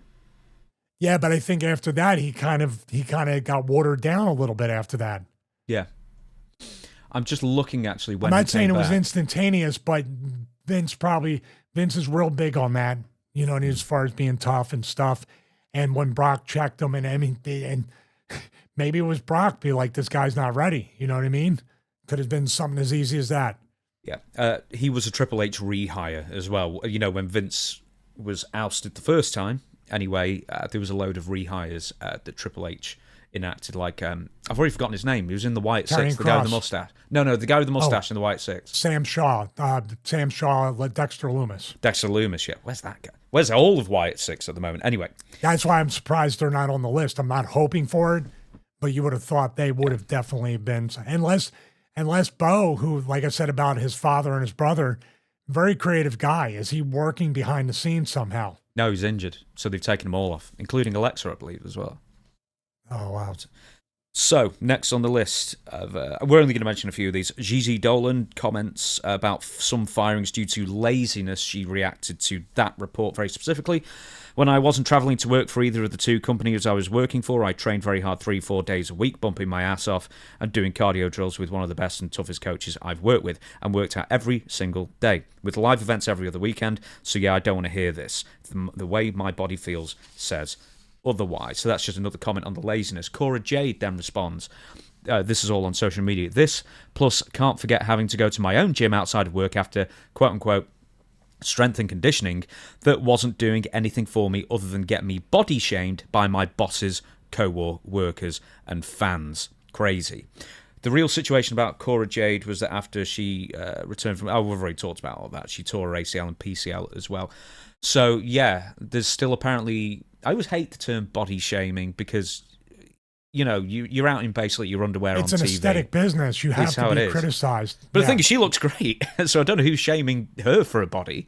Apparently, it looks like she might be doing an OnlyFans quite soon as well. So, well, the thing is that I'm gonna probably repeat this. I don't know who most of these people are, and that's the shame of it all. You've literally used these people up. There's injuries, Cora Jade, torn ACL, and all this stuff. And this is why I hate about their system. I really do. I use hate. I shouldn't use it. I should say strongly disagree and dislike it. But downright, I do hate it for the talent because of this. Everybody gets chewed up and spit out. But to get chewed up and spit out from the biggest promotion in the world, from the biggest company in the world, from the biggest opportunity where you feel like you're going to make multi-generational money, and you're chewed up and spit out before you're 25. And you have no idea about hustling on the indies. You have no idea about merch at intermission, or you don't even know about taking pictures with the fans like that and charge. You can't run your own business. You're helpless. And some tells me with the modern social media, we see all these people on TikTok admitting I got a fraudulent PPP loan and I defrauded the government and my company just fired me. You're not going to get hired again, and you're going to get in trouble in a way. Not the first part. The second part of publicly talking about your firing, your release, or anything like that, you might as well not even want to be in the business anymore. Because if Tony Khan's smart, and obviously TNA works with WWE, or MLW, or any of these companies, they're going to say, well, if you're going to talk about that when it doesn't go your way, what are you going to say about me? Mm-hmm. So you might not be blacklisted on the surface like we are, but you might just get no calls returned. If I say it like this with a big if you really even know how to do anything like that and function and network and do all those things, because you've been chewed up and spit out before 25 years old. Does that make sense? Yeah, absolutely. Because you've only ever gone through the WWE system most likely as well. So they told me they had protein shake breaks scheduled when they were on the tour bus going to these house shows. They literally have them structured like an NFL program. I give them all the credit, but then it's the reverse, actually. You should be like left to your own devices in a way in the training and figured it should be the hardest time in your career, right? Then when you get to the big show, to the dance, that's where we have protein shake breaks and we're writing workouts and recovery. Am I wrong? Because it's a lot more, you need the guidance and you need the assistance to keep up that level of performance.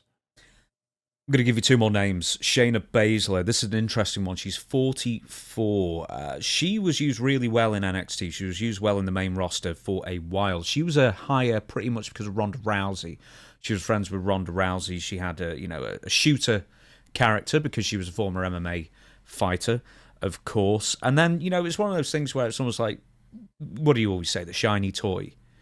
The shiny toys, well, in fact, Ronda Rousey isn't there anymore to, I guess, vouch for her or, stick up for her in certain cases. That could have always also hurt her in the end. Yeah, And now she was just another body on the roster for quite a while. There was also a confrontation, I think, late last year between her and Jade Cargill, where Jade Cargill told Shayna Baszler that she didn't know how to work, of all people. But that being said, I thought it was interesting that Shayna Baszler would have been fired because, yeah, like many, I think she had more to offer. Well, also, I think she could really benefit the company by being a coach, and maybe she will come back as a coach to mix a little bit of legitimate MMA and fighting stuff into the pro wrestling style. Yeah, she's definitely this is what drives me nuts too whenever they're looking at the talents. Like you looked at Braun, and I understand the perspective and looking at the money versus the return on the performance. And Braun has a lot more stuff going on. But some of these people, it's like, you didn't even give them a chance. You also just threw them in places where they weren't going to succeed. Or Shayna Baszler, yeah, you're hot. Now you're not. Now you're hot. Now you're not. The stop-start mentality of pushes, that's not Shayna Baszler's fault. You need to fire whoever isn't putting out a good, consistent product with good, consistent players. Last one, maybe the second biggest surprise, Dakota Kai, because she was featured regularly on TV. I mean, we actually did What Went Wrong recently between her and, I've forgotten her damn name. She's with Chad Gable's group. Ivy Nile. Ivy Nile, thank you. I'm terrible with names. Anyway, in an I can be an update- agent. I remember the names. Yeah, you're already better than Ricky Steamboat. All right, you said it. I didn't. I was waiting for there you that. Softball. Softball. It's not even a three-pointer. Brian Alvarez of the Wrestling Observer Live, in an update, mentioned that WWE's decision to end Damage Control as a group may have played into the decision to release Dakota Kai. He said, I don't know what the story is there, other than I don't know if this is official, but I was kind of told unofficially that Damage Control is done. The group is done, and that probably means that maybe Asuka and Kairi Sane might come back as a tag team, and Io's obviously a big single star, and maybe they just figured that Dakota, she's not going to be at the level of an Io and doesn't have a partner. We don't have a six-woman division, or, a trios division, I guess, so she got cut, but that one is surprising. But yeah, why? Well, she was Road Dogg's favorite. He was always doing a Sports Keto show back before, even I think when he did go back to WWE, and would really, really advocate for her on that Sports Keto show with Vince Russo for a while. I have a guess as to why, and it wasn't a instantaneous thing. A lot of times in wrestling, when you do something or something that you do or say doesn't really fall too well on the people in charge, they don't fire you or release you that day or that week or that month. Maybe not even that year, but they make you kind of sweat it out. She was getting on Twitch, I think, or streaming and complaining about not getting an opportunity and kind of putting stuff out there. Hey, do you know who else has just done that recently? It was Bailey on Chris Van Vliet. Yeah, actually, I know Vince told me about that she was very open about the state of affairs with her career there, correct? Yeah, basically saying, I'm doing everything right. Everybody's saying I'm doing everything right. Yeah, I'm not getting the interviews. I'm not. Basically becoming one of the faces of the division in that sense. But I mean, what are you going to do, though? See, this is the thing. The chance you take I told the story when Vince he rolled in a TV, put the tape in, and match between Bob Holly and myself on Velocity. This is exactly what we need on the shows, storytelling, all this. And then he's got me getting me squashed by Ken Kennedy in 3 minutes. I go in and ask a question. I want to contribute to the company. I'm doing everything right. Yeah, you're doing everything right. Sit home for 4 months. I should have got fired if you think about it with the way, but it's weird. The company is the one doing it. The company is the one that made Bailey one of the top females for years in NXT and WWE. And now all of a sudden she's an old toy. That's the only explanation. And she's saying, I'm actually better now because I have more experience. When I was just a kid and I was green, you were throwing belts at me every other month. What changed except I got better, but maybe you got tired of me? Natalia. It's just the same thing. Natalia's the poster child for that because you're literally a heart. You're a Neidhart. You're a Smith. You're a dungeon graduate.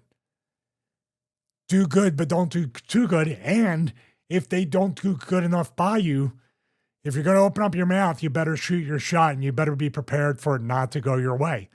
Dakota Kai would have been figured in if they figured her in. So just because damage control is done, did Dakota Kai go, time to end the group, everybody. My hands are washed. They give this really goofy sense that the wrestlers control things, therefore the wrestlers didn't get over, therefore the wrestlers need to get released.